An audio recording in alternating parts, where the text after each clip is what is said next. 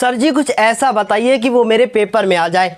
ऐसा ही कहना है आजकल के मॉडर्न बच्चों का। और वो बच्चे कहते हैं कि सर कुछ ऐसा पढ़ाइए ना कि जो इम्पोर्टेंट हो, उसको ही ध्यान में रखते हुए बनाया गया है एक मॉडल पेपर। और ये आपका चौथा मॉडल पेपर है। अभी तक आप टोटल 3 मॉडल पेपर को कर चुके हैं। पहला क्वेश्चन आपको यहाँ स्क्रीन पर दिख गया होगा। क्या लिखा है पहला क्वेश्चन, चलिए उसे देख लेते हैं। लेकिन उससे पहले आपको बता दें कि मैं हूँ शिवम द्विवेदी और आप देख रहे हैं अपना पसंदीदा चैनल ज्ञानोदय के गुरुजी। पूरे 70 नंबर का मॉडल पेपर आज इस क्लास में आपको करना है। और उस मॉडल पेपर में आपको मिलेंगे सबसे ज्यादा महत्वपूर्ण क्वेश्चन, और जो क्वेश्चन बार बार यूपी बोर्ड, सीबीएसई बोर्ड या अदर बोर्ड के द्वारा पूछे जाते हैं। उन सभी को ध्यान में रखते हुए इस क्लास को आपको लास्ट तक देखना है। चलिए शुरू करते हैं पहले क्वेश्चन के साथ। क्या लिखा है पहला क्वेश्चन लिखा है कि tan थीटा, लिखा है कि tan theta equal to a/b। हम आपको बहुत इंपॉर्टेंट बातें आपको बताने वाले हैं और इसमें कहा गया है कि ज्ञात कीजिए। क्या ज्ञात कीजिए, लिखा है कि b sin theta plus minus लगा हुआ है a cos थीटा, और अपॉन में क्या लिखा हुआ है, लिखा हुआ b sin थीटा और प्लस a cos थीटा। जब मैंने आपको मॉडल पेपर ये कल दिया था तो आपने सोचा होगा कि मॉडल पेपर सर जो आपने दिया है इसमें पाइथागोरस थ्योरम लगेगी और हम इस क्वेश्चन को खत्म कर देंगे। जी नहीं मेरे लाल, इसको बहुत आसानी से आप कर सकते हो। कैसे, चलो ध्यान से देखते हैं। लिखा है b sin theta minus a cos theta, b sin theta plus a cos theta. ऊपर हमें दी है tan थीटा की वैल्यू। कैसे इस क्वेश्चन को आसानी से करना है, अगर हम चाहें तो इसमें कुछ कॉमन ले सकते हैं। अब आप सोच रहे हो सर जी कुछ कॉमन है ही नहीं, यहाँ b है, वहाँ a है, यहाँ sin थीटा है, cos थीटा, कॉमन कैसे लोगे? हम जबरदस्ती कॉमन ले लेंगे cos थीटा। यहां बचेगा मेरे पास b और sin थीटा। आप सोच रहे होंगे सर जबरदस्ती कैसे कॉमन ले लिया, हम आपको बताएंगे कि जबरदस्ती कॉमन कैसे लिया जाता है। नीचे भी हमने देखिए cos थीटा को कॉमन ले लिया, ये बचता है b और sin थीटा, और उसके बाद अपॉन में cos थीटा और प्लस का a बचता है। देखिए अगर किसी भी चीज़ को कॉमन लेना है और वो ऊपर उपस्थित ना हो तो वो चीज़ कहाँ आ जाती है, अपॉन में आ जाती है। इतना आपको ध्यान में रखना है। क्यों? क्योंकि उसको हम बाद में बता देंगे आपको कि कैसे होता है। चलिए cos थीटा से cos थीटा खत्म हो गया। अब बचता क्या है मेरे पास, b बचता है, और sin थीटा बटे cos थीटा क्या बचेगा, tan थीटा बचता है, फिर प्लस माइनस का a बचता है, और यहाँ बचता है b और sin थीटा बटे cos थीटा, इसको हम कहते हैं tan थीटा, और उसके बाद प्लस का a बचता है। बताइए क्या ये बात समझ में आ गई होगी ना? अब देखिए ध्यान से, मैंने यहाँ पर b लिखा और tan थीटा की वैल्यू है a/b, तो मैंने यहाँ पर लिखा a/b, माइनस का मैंने a लिखा, फिर उसके बाद सेम यही चीज़ लिखी मैंने b और tan थीटा की वैल्यू a/b, प्लस का a, b से b खत्म, ऊपर बचता है a माइनस a, नीचे बचता है a प्लस a। ऊपर हो गया 0 और नीचे हो गया 2a। और ध्यान में रखिएगा बात कि 0 के अपॉन में कुछ भी लिखा हो आंसर सदैव 0 होता है। तो इस तरह से ये आंसर 0 आ गया। अब इस तरीके से पहला ऑप्शन आपका सही हो जाएगा। चलिए बढ़ते हैं दूसरे क्वेश्चन की ओर। दूसरा क्वेश्चन क्या लिखा है, ध्यान से पढ़िएगा।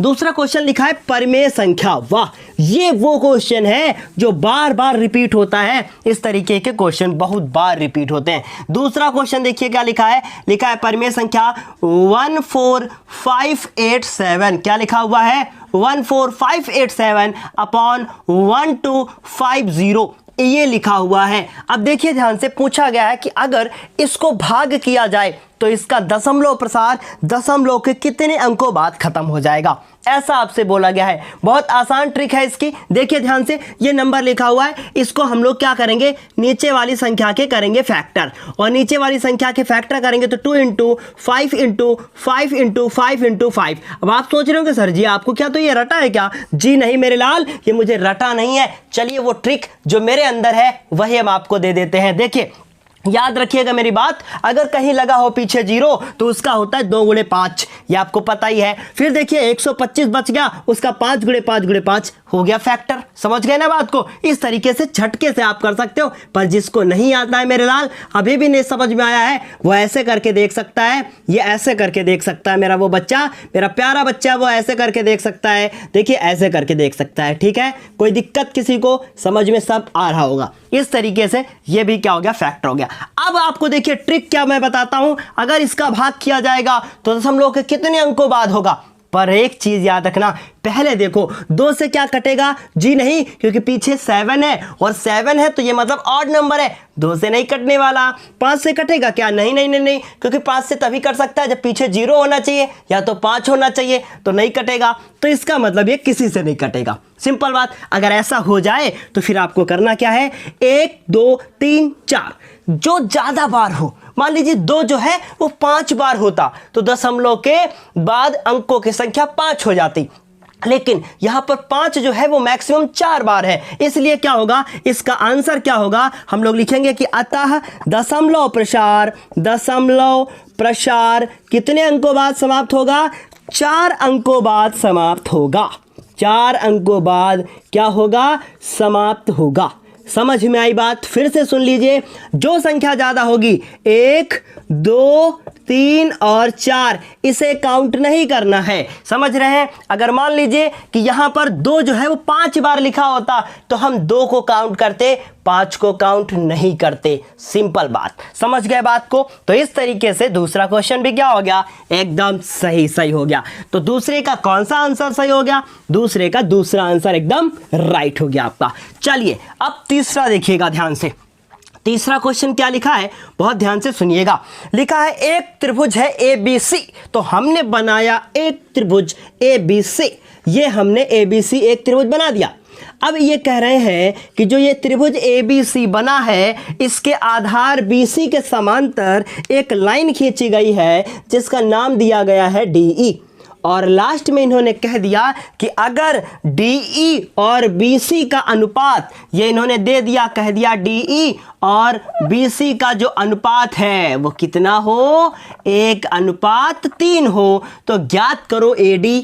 तो हमसे बोला गया है AD और अपॉन में DB ज्ञात करो, ठीक, ये हमसे बोला गया है। देखिए ध्यान से, ये क्वेश्चन 2019 में आपसे पूछा गया है, बहुत ध्यान से कर लीजिएगा, ठीक है। चलो देखो मेरी बात ध्यान से सुनो, एक छोटा वाला त्रिभुज है जिसका नाम है AD और E, एक बड़ा वाला त्रिभुज है जिसका नाम है AB और C। आपको पता है कि अगर ये समांतर है तो ये वाला कोण इस वाले कोण के बराबर और ये वाला कोण इस वाले कोण के बराबर।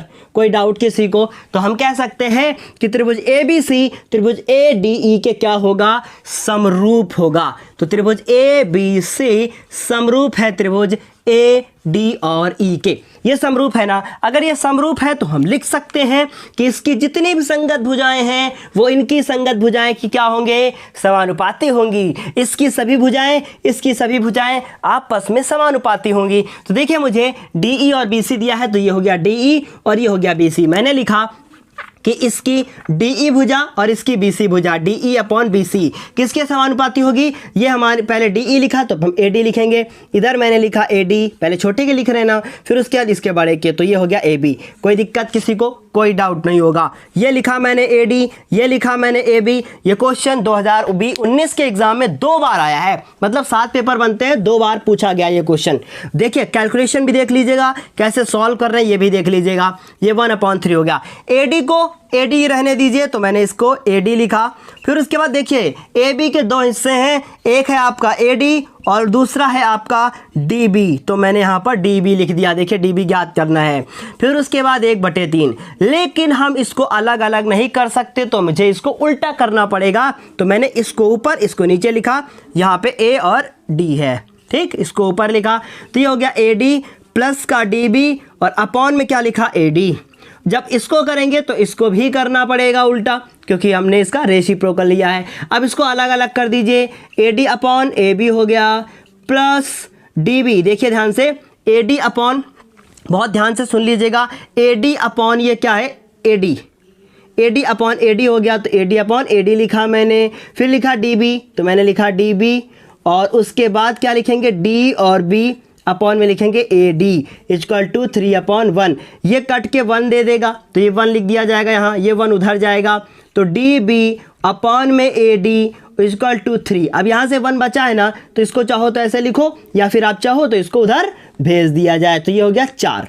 समझ में आ रही बात? जोड़ने के बाद 4 हो जाएगा, तो 3 और 1 4। अब ध्यान से सुनिए मेरी बात, हमें लाना क्या है? AD और DB। ये AD और DB उल्टा लिखा है, पर कोई बात नहीं, बाद में सीधा कर लेंगे। ये DB हो गया, तो मैंने इसको लिखा DB। ये इधर कैसा था? प्लस का था, उधर जाएगा माइनस हो जाएगा, 4 नहीं होगा, तो DB और AD हो गया। DB अपॉन AD लिखा, 3 में से 1 चला गया, 2 बचेगा। ठीक है, बात समझ में आ गई?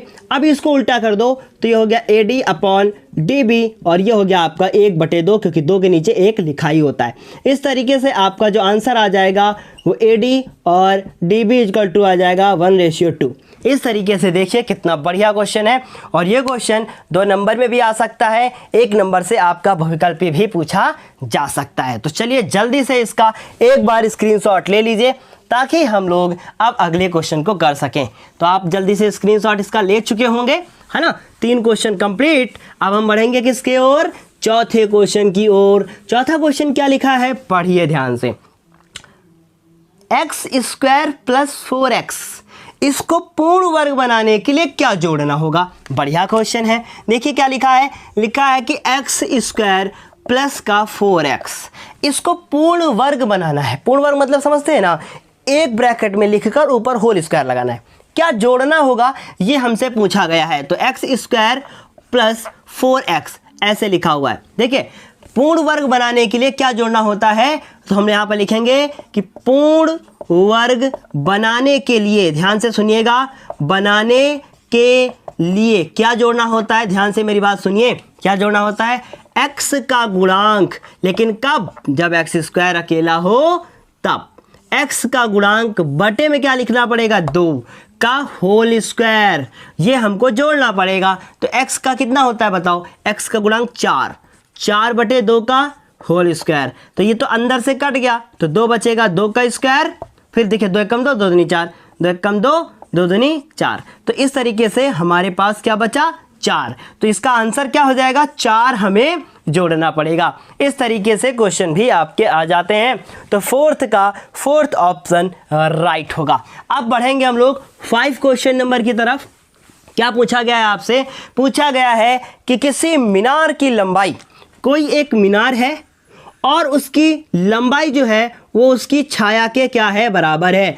तो इस मीनार द्वारा बनाया गया कोण या अंतरित कोण कितना होगा? यहाँ पर कितने डिग्री का कोण बनेगा? देखिए ये वाली जो हाइट है ये यहाँ से लेकर यहाँ तक, और ये वाली जो हाइट है ये यहाँ से यहाँ तक अगर बराबर है तो कोण जितना बनता है उसे हम 45 डिग्री का कहते हैं। पर कैसे?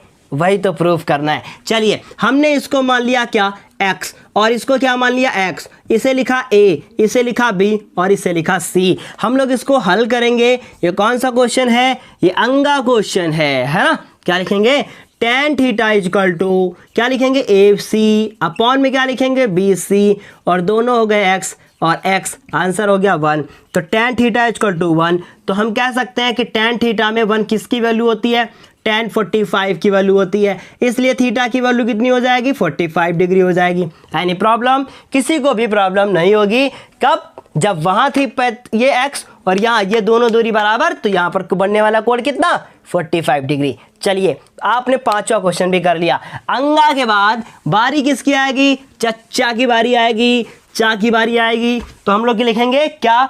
4 नंबर क्वेश्चन लिखा गया है x के किस मान के लिए? लिखा है कि 3x + y = 8, और उसके बाद 8 नहीं लिखा है, +8 = 0 लिखा हुआ है। दूसरा समीकरण क्या लिखा हुआ है? 6x उसके बाद माइनस का ky इक्वल टू माइनस का 16। बोला गया है कि k का कौन सा ऐसा वैल्यू होगा जिसके लिए क्या होंगे? संपाती होंगे। संपाती का मतलब समझते हैं ना? संपाती के लिए क्या होता है?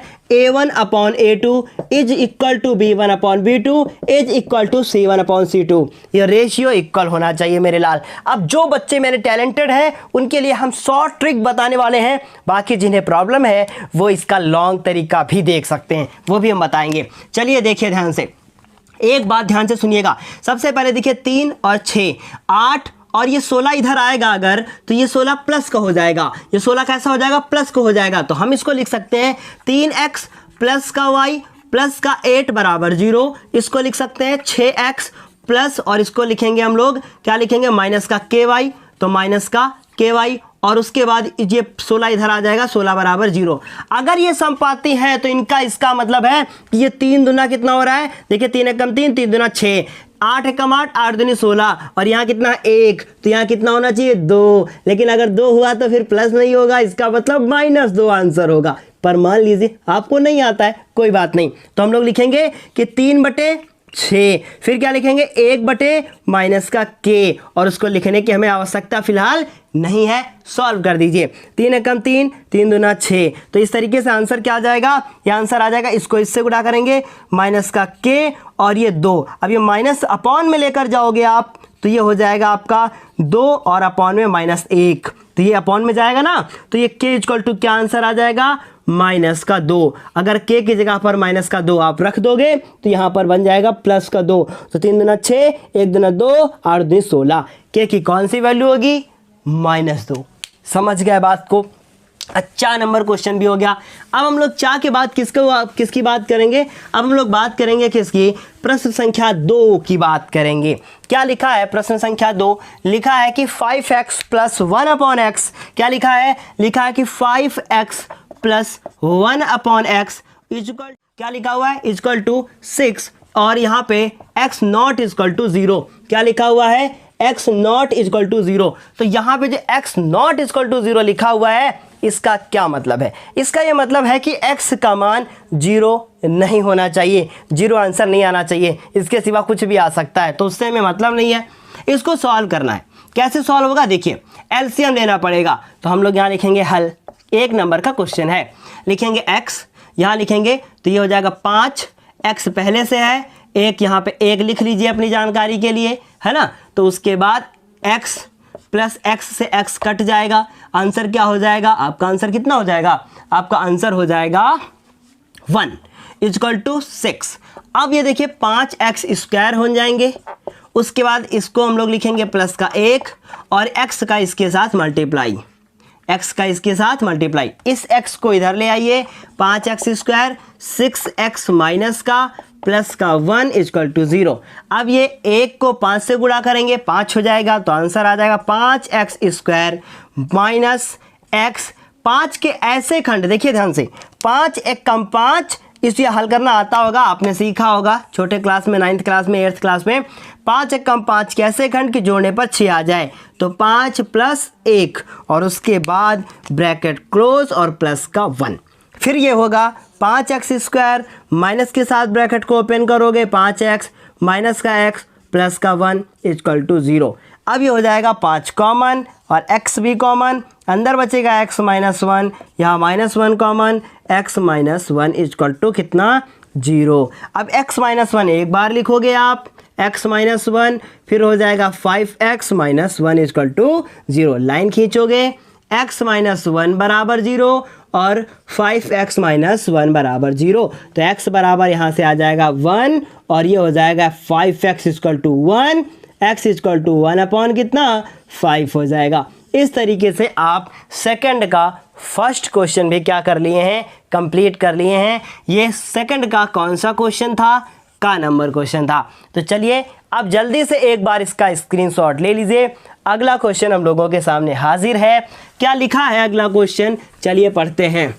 लिखा है कि किसी बेलन, क्या लिखा है पढ़िएगा, किसी बेलन का वक्र पृष्ठ, तो हम लोग लिखेंगे बेलन का वक्र पृष्ठ, का की जगह पे आप कौन सा क्वेश्चन लिखोगे, आप खा, तो हम लोग लिखेंगे बेलन का वक्र पृष्ठ। और अगर अभी तक आपने वीडियो को लाइक नहीं किया है तो कम से कम वीडियो को लाइक कर दीजिए, ताकि आपसे जो और बच्चे हों उन तक ये वीडियो पहुंच सके। वक्र पृष्ठ के बाद इसकी ऊंचाई भी दे दी है, कितनी ऊंचाई दे दी है, 10 की जगह पर कितना है 5 सेंटीमीटर है, 10 नहीं है 5 सेंटीमीटर है। हमसे बोला गया है बेलन की त्रिज्या ज्ञात कीजिए। 9th क्लास में आप लोगों ने इस तरीके से बहुत सारे क्वेश्चन किए होंगे। क्या है, तो हम लोग जानते हैं कि इसमें 2πr/h = 110 दिया है, क्यों, क्योंकि बेलन का वक्र पृष्ठ वही होता है। अब 2 को 2 लिखा, पाई की वैल्यू 22/10 हो गई, उसके बाद r की वैल्यू हम नहीं जानते, h की वैल्यू 5 बराबर कितना हो गया 110। अब देखिए मेरी बात ध्यान से सुनिएगा, 2 हो गया 7 हो गया, अब देखिए 22 दूना कितना हो गया 44। अब उसको छोड़ो, आप सब कुछ नीचे लेकर चले जाओ, तो r बराबर हो गया ये 110, ये 7 जो लिखा है उधर जाएगा, ऊपर पहुंच जाएगा, ये 2 नीचे आएगा, ये 22 भी नीचे आएगा, फिर ये 5 भी आएगा। 2 से इसको काट दीजिए, ये 55 हो गए। फिर उसके बाद 5 से इसको काट दीजिए, ये 11 हो गए। 2 से इसको काट दीजिए, ये भी कितने हो जाएंगे, 2 से नहीं कटेगा, इसको 11 से काट दीजिए, 11 दूना 22 हो जाएगा। फिर उसके बाद ये 11 से 11 खत्म।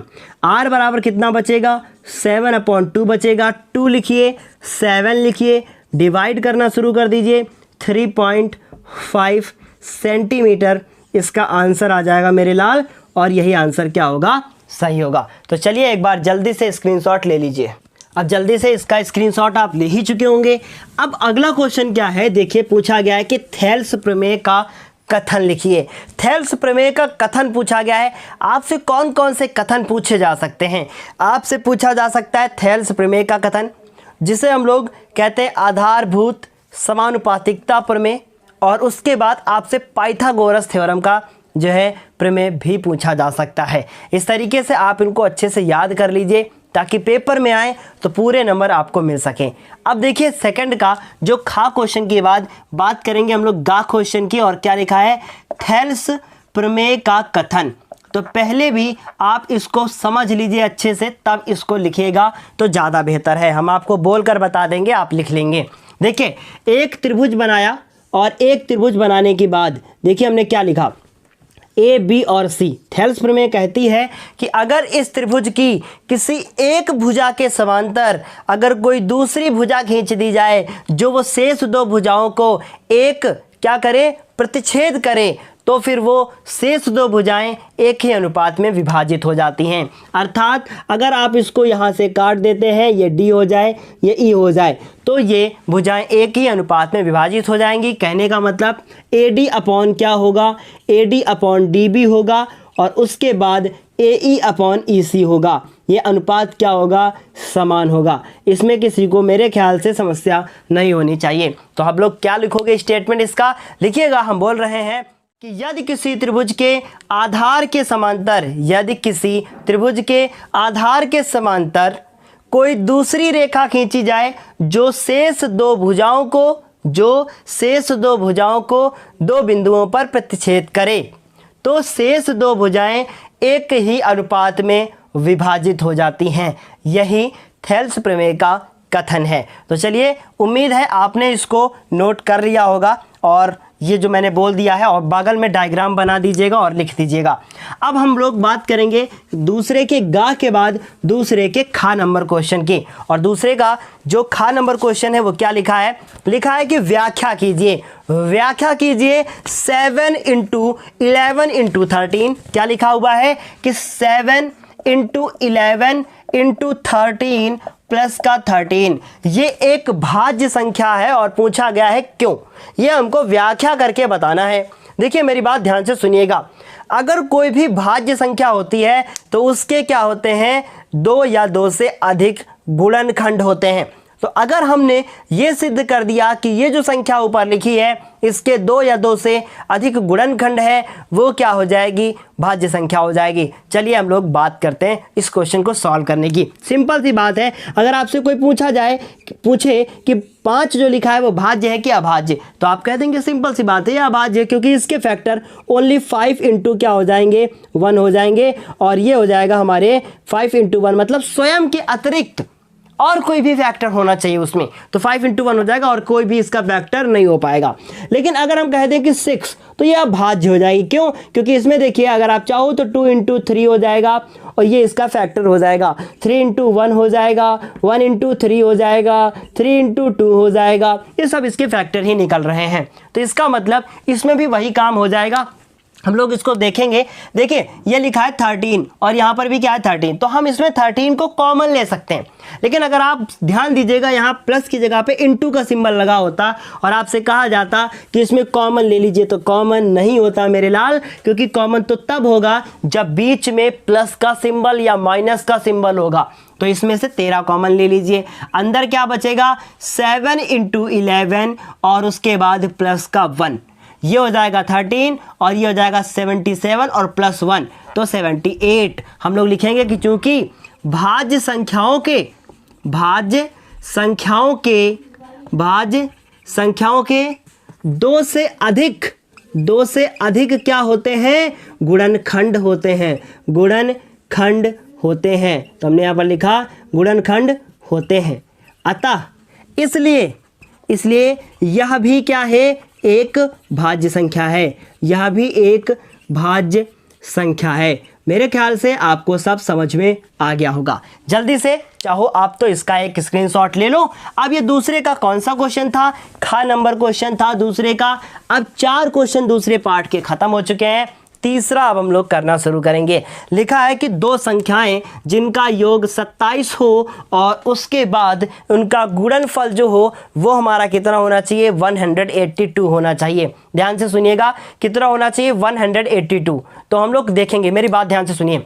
दो ऐसी संख्याएं, मान लीजिए कि आपके से बोला गया है कि पापा मुझे 10 रुपए दे दो, तो पापा कहेंगे कि 2 हिस्सों में ले लो। 2 हिस्सों में मतलब थोड़े आज ले लो, थोड़े कल ले लेना।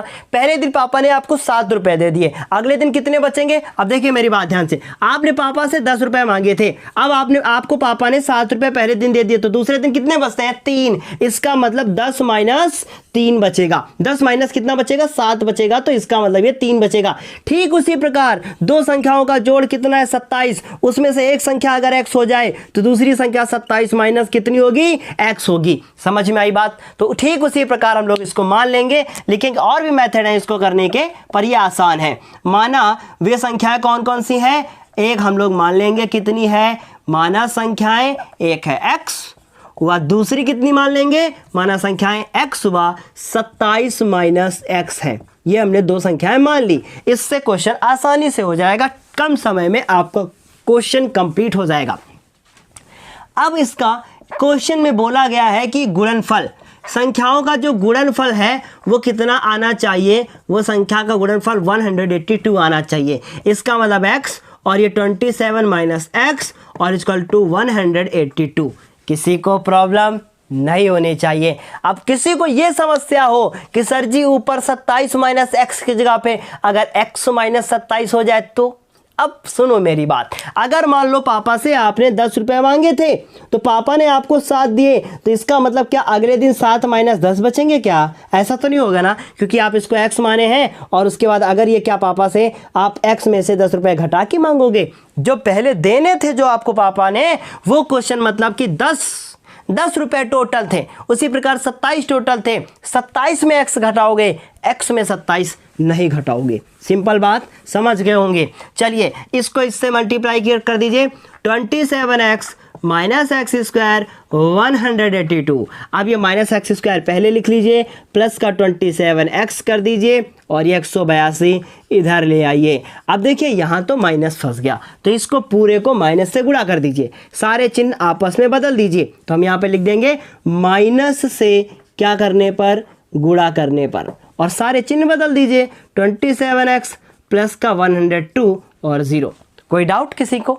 समझ में आ रहा है? मेरी बातों पे ध्यान दिया कीजिए, बोर्ड पे क्या लिख रहे हैं वो भी इंपॉर्टेंट है, पर बातें ज़्यादा इंपॉर्टेंट है ना। आपको सब समझ में भी तो आना चाहिए हम बोल क्या रहे हैं। अब इस 182 के ऐसे खंड की जोड़ने पर 27 आए, तो चलिए कहानी शुरू करते हैं। 182 लिखते हैं, इसको 2 से काटते हैं, 2 9 18 और उसके बाद 2 एकम 2। फिर उसके बाद इसको 7 से करेंगे, तो 7 एकम 7, क्योंकि 5 से होना नहीं, 3 से होना नहीं, 7 एकम 7, 7 3 21। अब ये 13 से ही होगा। जोड़ने पे कितना लाना था? 27। तो देखिए 7 दूनी 14 और 13। तो हम लोग यहाँ लिखेंगे कि एक्स स्क्वायर माइनस का x और 14 में अगर हम 13 जोड़ेंगे तो ये हो जाएगा, ये हो गया हमारे कितने? 27।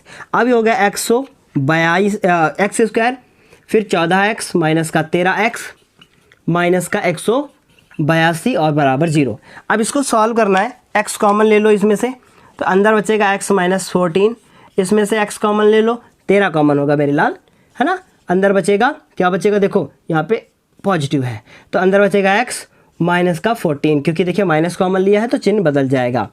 अब उसके बाद देखिए मेरी बात ध्यान से, यहाँ पे आपने ये माइनस का ये कॉमन लिया है, ठीक। किसी को इसमें प्रॉब्लम नहीं होनी चाहिए। ये माइनस था, ये पॉजिटिव हो गया, इधर एक्स स्क्वायर प्लस का 27। कोई दिक्कत किसी को? कोई परेशानी नहीं। अब ये हो जाएगा x माइनस के 14 एक ब्रैकेट में और x माइनस के 13 एक ब्रैकेट में। अब इसका जल्दी से आप इसका एक स्क्रीनशॉट ले लो। अभी ये कंप्लीट फिलहाल नहीं हुआ है, थोड़ा और कर देते हैं। चलो हमने लाइन खींचा तो x बराबर कितना आंसर आ गया 14 आ गया, और दूसरा x बराबर कितना आ जाएगा, उससे 13 आ जाएगा। तो इसका क्या मतलब, दोनों पॉजिटिव आ गए तो क्या दोनों मान्य होंगे? जी हाँ। तो हम लोग लिखेंगे अतः पहली संख्या किसी को आप मान लीजिए, मान लो आप पहली 14 को मानते हो तो ये पहली 14 हो गई। तो दूसरी क्या हो जाएगी, यहाँ संख्या लिख लीजिएगा, हमने सिर्फ पहले लिखा है। दूसरी संख्या कितनी हो जाएगी, वो हमारी हो जाएगी 13। दुआ दूसरी संख्या कैसे, क्योंकि आप अगर 27 में से कितने घटा दोगे 14, तो 13 ही बचेगा। इस तरीके से आपका क्या हो गया, आंसर एकदम राइट हो गया। मुझे नहीं लगता कि किसी भी बच्चे को इसमें समस्या होनी चाहिए। अब जल्दी से आप इसका स्क्रीनशॉट ले लीजिए ताकि अगला क्वेश्चन करवा सकें। ये क्वेश्चन कौन सा था, 2-3 का नंबर क्वेश्चन नहीं था, हाँ ये 3 का नंबर क्वेश्चन था, समझ गए। चलो जल्दी से स्क्रीनशॉट ले लिया होगा आपने। अब अगला क्वेश्चन बढ़िया है, क्या बोला गया है, लिखा गया है कि रेखा 5x माइनस का 8y, तो हमने यहाँ पर लिखा 5x माइनस का 8y और उसके बाद बराबर 40। कह रहे हैं कि ये जो रेखा है y अक्ष को जिस बिंदु पर काटती है उस बिंदु उसकी मूल बिंदु से दूरी ज्ञात कीजिए। उसकी मूल बिंदु से कितनी दूरी होगी वो हमको ज्ञात करके बतानी है। सिंपल सा क्वेश्चन है, ध्यान से सुनिए। अगर ये y अक्ष हो गया या x अक्ष हो गया, अगर कोई रेखा ये काट के जा रही है ऐसे, मान लो ये कोई रेखा जो है वो काट के जा रही है ऐसे, कहाँ पे काट रही है, y अक्ष पे काट के जा रही है। इसका मतलब यहाँ से ये काट के जा रही है, ठीक। और बोला गया अगर काट के जा रही है तो यहाँ से यहाँ तक कितनी दूरी है ये हमको बतानी है। ऐसे तो नहीं बता पाओगे। अगर y अक्ष से काट के जा रही है इसका मतलब x का मान 0 है, क्योंकि यहाँ पे x का मान 0 होगा, समझ रहे। तो ये क्वेश्चन थोड़ा सा घुमा कर पूछा गया। ये भी क्वेश्चन पिछले ईयर में पूछा जा चुके हैं इस तरीके से। तो लिखा है जिस बिंदु पर काटती है, तो लिखेंगे कि y अक्ष पर काटती है, y पर काटती है, अतः x बराबर 0 रखने पर, ये हम आपको बात बता भी चुके हैं कई बार। अगर x अक्ष पर काटती तो y बराबर 0। अब x बराबर 0 रख दीजिए तो 5x बराबर 0, 8y बराबर 40। तो यहाँ से बचेगा 8y, ये तो पूरा 0 हो जाएगा, ये हो जाएगा 40। तो y बराबर कितना हो जाएगा, 40 माइनस का 8 हो जाएगा नीचे, माइनस का 5, इससे आंसर आ जाएगा 5 एकम 5, 8 एकम 8, 8 पंचे 40 और माइनस बच जाएगा। तो ये हो जाएगा। तो हम लोग लिखेंगे कि अतः y अक्ष पर बिंदु हम लोगों ने क्या माना, x को तो 0 ही माना है। देखो x कॉमा y होगा कि नहीं होगा, और x तो 0 क्योंकि y इस पे काट रहा है, और y का वैल्यू कितना निकला है मेरा, -5। ये हो गया। अब इसकी दूरी निकालनी है मूल बिंदु से, इसकी दूरी मूल बिंदु से निकालनी है। तो हम लोग लिखेंगे 0, -5।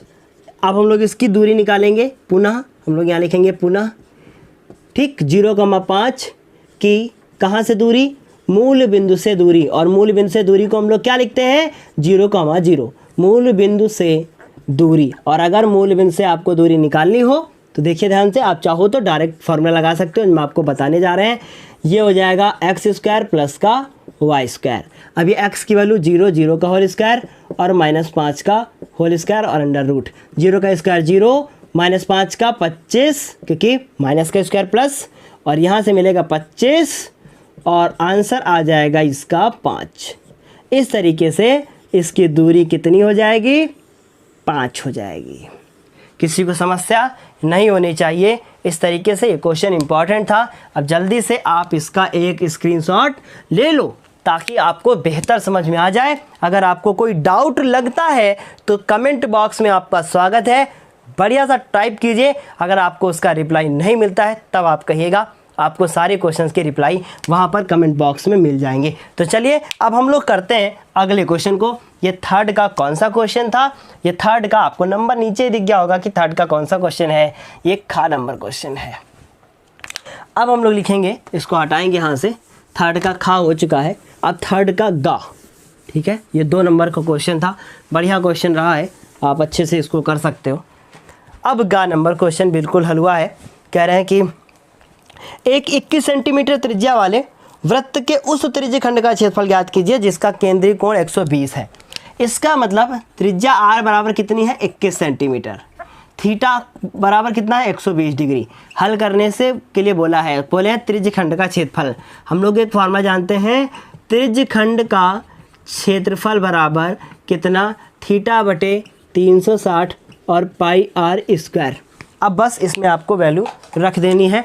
तो मैंने लिखा थीटा की वैल्यू कितनी है 120 बटे में 360, पाई की वैल्यू 22/7, आर की वैल्यू 21। कितनी बार लिखना है, 2 बार। 7 कम 7, 7 त्रिक 21, 120 कम 120 और 12 3 36, 3 बार में जाएगा। 3 से 3 खत्म हो जाएगा, बचेगा 22 गुणे में 21। 22 को 21 से कर लीजिए गुणा, तो लिखा 22, 21 से गुणा, 1 से करेंगे 2, 2 से करेंगे तो कितना हो जाएगा बताइए, 2 दूनी 4 और 2 दूनी 4, तो हो जाएगा 2 6 4। आंसर कितना आ जाएगा 4 6 2, और ये सेंटीमीटर में है तो ये सेंटीमीटर स्क्वायर। खत्म। इस तरीके से 2-2 नंबर के क्वेश्चन आपके एग्जाम में आते हैं। अब अगला क्वेश्चन देखिए, 3 का ये कौन सा था, गा नंबर था।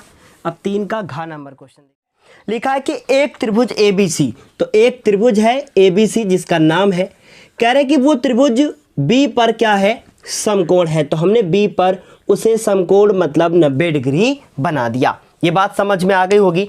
फिर देखिए आगे क्या लिखा है, फिर लिखा है कि तथा D जो है वो भुजा BC का मध्य बिंदु है।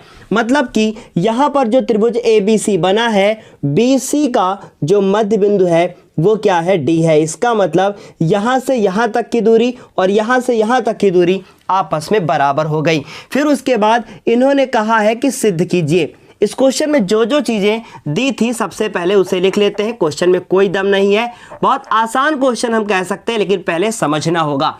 इस क्वेश्चन में हमें दिया है कि कोण जो B है वो कितना है, 90 डिग्री का है।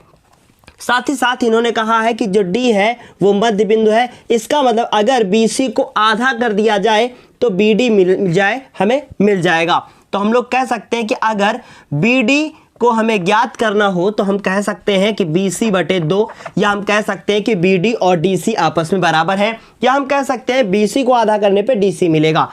तीनों बातें कह सकते हैं, पर इसका उपयोग हमें आगे करना होगा। अभी आप धीरे धीरे समझ जाओगे। फिर लिखा है कि आखिर हमें सिद्ध क्या करना है। जो हमें सिद्ध करना है उसे हम लोग देख लेते हैं। इसमें क्या सिद्ध करना है, नीचे ध्यान से देखिएगा। सिद्ध करना है कि AC², क्या सिद्ध करना है, AC²। तो हमने यहां पर लिखा AC² इक्वल टू, फिर क्या लिखा है 4AD²। तो यहां पर लिखा हमने AD² माइनस का 3AB²। तो हमने यहां पर लिखा 3 का AB²। इसके बाद अब हम लोग इसको क्या करेंगे, हल करेंगे। देखिएगा ध्यान से, बहुत आसान क्वेश्चन हम कह सकते हैं इसको। देखिए सबसे पहले AC क्या है, अगर ये ब्लैक वाला आप डायग्राम देखो तो ये कर्ण है। मतलब कि ये जो त्रिभुज बन रहा है इसमें ये जो AC भुजा है वो हमारी कर्ण है। तो हम लोग इसमें पाइथागोरस थ्योरम लगा सकते हैं। तो हमने लिखा कि त्रिभुज ABC में कौन सी थ्योरम लगाएंगे, पाइथागोरस प्रमेय से। यही क्यों कर रहे हैं, तभी AC आ पाएगा। तो पाइथागोरस प्रमेय से हमने पाइथागोरस थ्योरम लगाई। पाइथागोरस थ्योरम क्या कहती है कि कर्ण का स्क्वायर, और कर्ण कौन है, AC। तो मैंने लिखा AC का होल स्क्वायर। आप लोगों से मुझे उम्मीद है कि आप लोग 90+ नंबर लेकर आएंगे। अगर 90+ जो भी बच्चा लेकर आएगा, जो भी बहुत अच्छा स्कोर करेगा, 80 लेकर आएगा, कुछ भी लेकर आएगा, उसे हम अपने चैनल पर जरूर बुलाएंगे और उसका स्वागत होगा बहुत तेजी से। देखिए AC हो गया, फिर क्या लिखेंगे BC। तो हमें BC लिखना है, फिर AB लिखना है। तो हमने यहाँ पर लिखा AB² और प्लस का BC²। इक्वेशन नंबर क्या हो गई 1। अब देखिए ध्यान से, हमें यहाँ पर BC नहीं लाना, इसका मतलब कहीं ना कहीं इस BC को हटाना पड़ेगा। फिर देखिए ध्यान से, त्रिभुज अब छोटा वाला देखिए AB और D, इस वाले त्रिभुज में भी तो हम पाइथागोरस लगा सकते हैं। तो हम लोग लिखेंगे कि त्रिभुज ABD में क्या लिखेंगे, पाइथागोरस थ्योरम लगाएंगे। यहाँ चाहो लिखो, नहीं तो कोई जरूरत नहीं है। क्या लिखेंगे, AD का स्क्वायर। देखिए AD हमें अपने आंसर में लाना है, AD² इक्वल टू क्या, AB। तो AB², समझ में आ रही इतनी बात।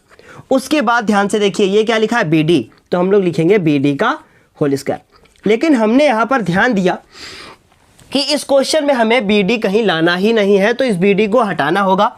तो हमने लिखा AD का स्क्वायर, फिर लिखा मैंने AB का स्क्वायर, और फिर से देखिए क्या लिखा, बहुत ध्यान से सुनिएगा, फिर से लिखा है ए बी स्क्वायर। फिर से यहाँ पर ध्यान दीजिए, ये ए बी स्क्वायर, इस बी डी को लिख सकते हैं आप बी सी बटे 2, तो मैंने लिखा बी सी बटे 2 का होल स्क्वायर, क्योंकि यहाँ पर हम लिख सकते हैं कि B D is equal to B C upon 2, ये हमको दे रखा है। सिंपल सी बात है, समझ में आ गई होगी।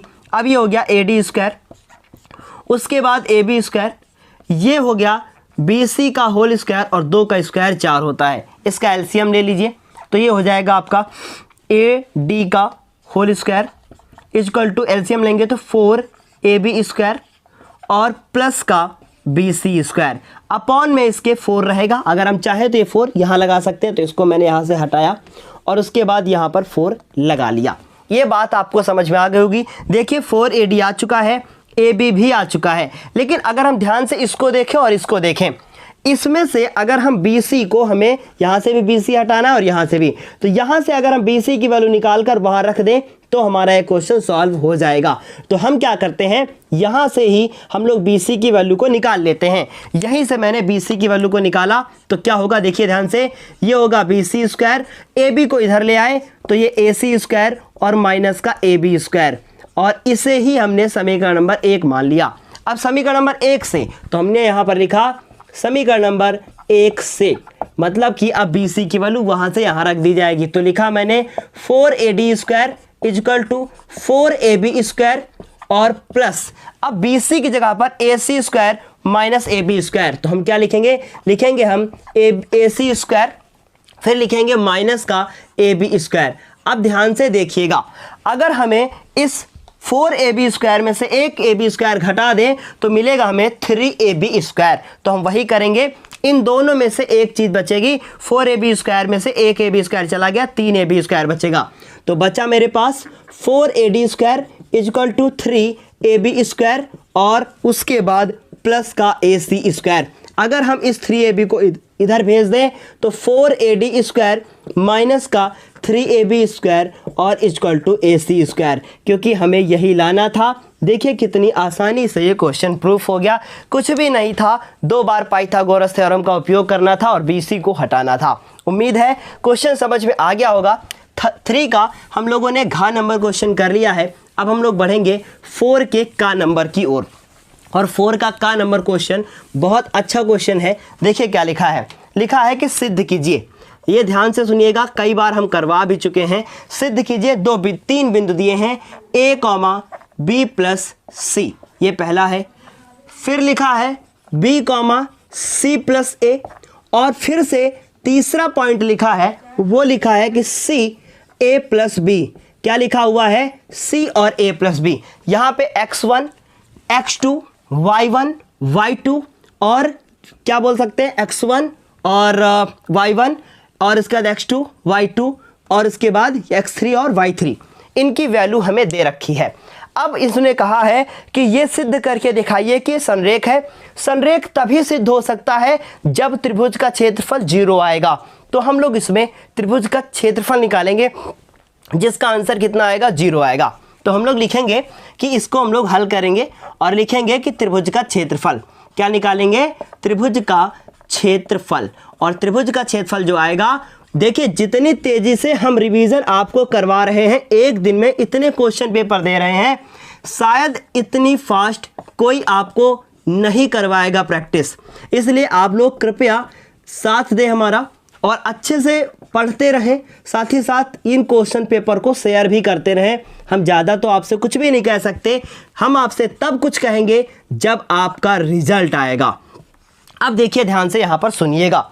अब सबसे बड़ी बात ये है x1, ये है y1, ये है x2, ये है y2, ये y2 पूरा c प्लस ए, y1 पूरा b प्लस c ये है, और ये है x3 और ये है y3। समझिएगा बात, ध्यान से सुनिएगा। अब हम लोग सबसे पहले x1 की वैल्यू को नोट करेंगे, जो कि कितना है a, बड़ा वाला ब्रैकेट लगाएंगे। तो चाहो तो आप मंझला वाला ब्रैकेट लगा सकते हो, तो हमने यहाँ पर ऐसे मंझला वाला ब्रैकेट लगाया। मुझे ये ब्रैकेट थोड़ा सा कम अच्छे से लगाना आता है। y2 की वैल्यू कितनी है, c प्लस ए, तो मैंने लिखा c प्लस ए, ब्रैकेट लगाया, माइनस लगाया। y3 की वैल्यू a प्लस बी लिखा, फिर से मंझला ब्रैकेट और प्लस का, अब देखिए x2 लिखा। अब y3 x2 की वैल्यू जो है वो दी है b है, उसके बाद अब देखिए y3 की वैल्यू लिखेंगे हम लोग, किसकी वैल्यू लिखेंगे y3, और y3 की वैल्यू है a प्लस बी, फिर माइनस लगाएंगे। अब देखिए y1 की वैल्यू b प्लस सी, तो हमने लिखा b प्लस सी, गलत मत कीजिएगा, बाकी कुछ भी आप करें। x3 की वैल्यू है c, फिर से देखेंगे y1 की वैल्यू कितनी है, y1 की वैल्यू है b प्लस सी, तो मैंने लिखा यहाँ पर b प्लस सी, एक ब्रैकेट में माइनस लगाया, और y2 की वैल्यू है c प्लस ए, तो c प्लस ए और ब्रैकेट क्लोज, और बड़ा वाला ब्रैकेट भी क्लोज। क्या इतनी बात आपको समझ में आ गई? सिंपल सी बात थी, आ गई होगी। अब देखिए ध्यान से, ये हो गया आपका 1/2।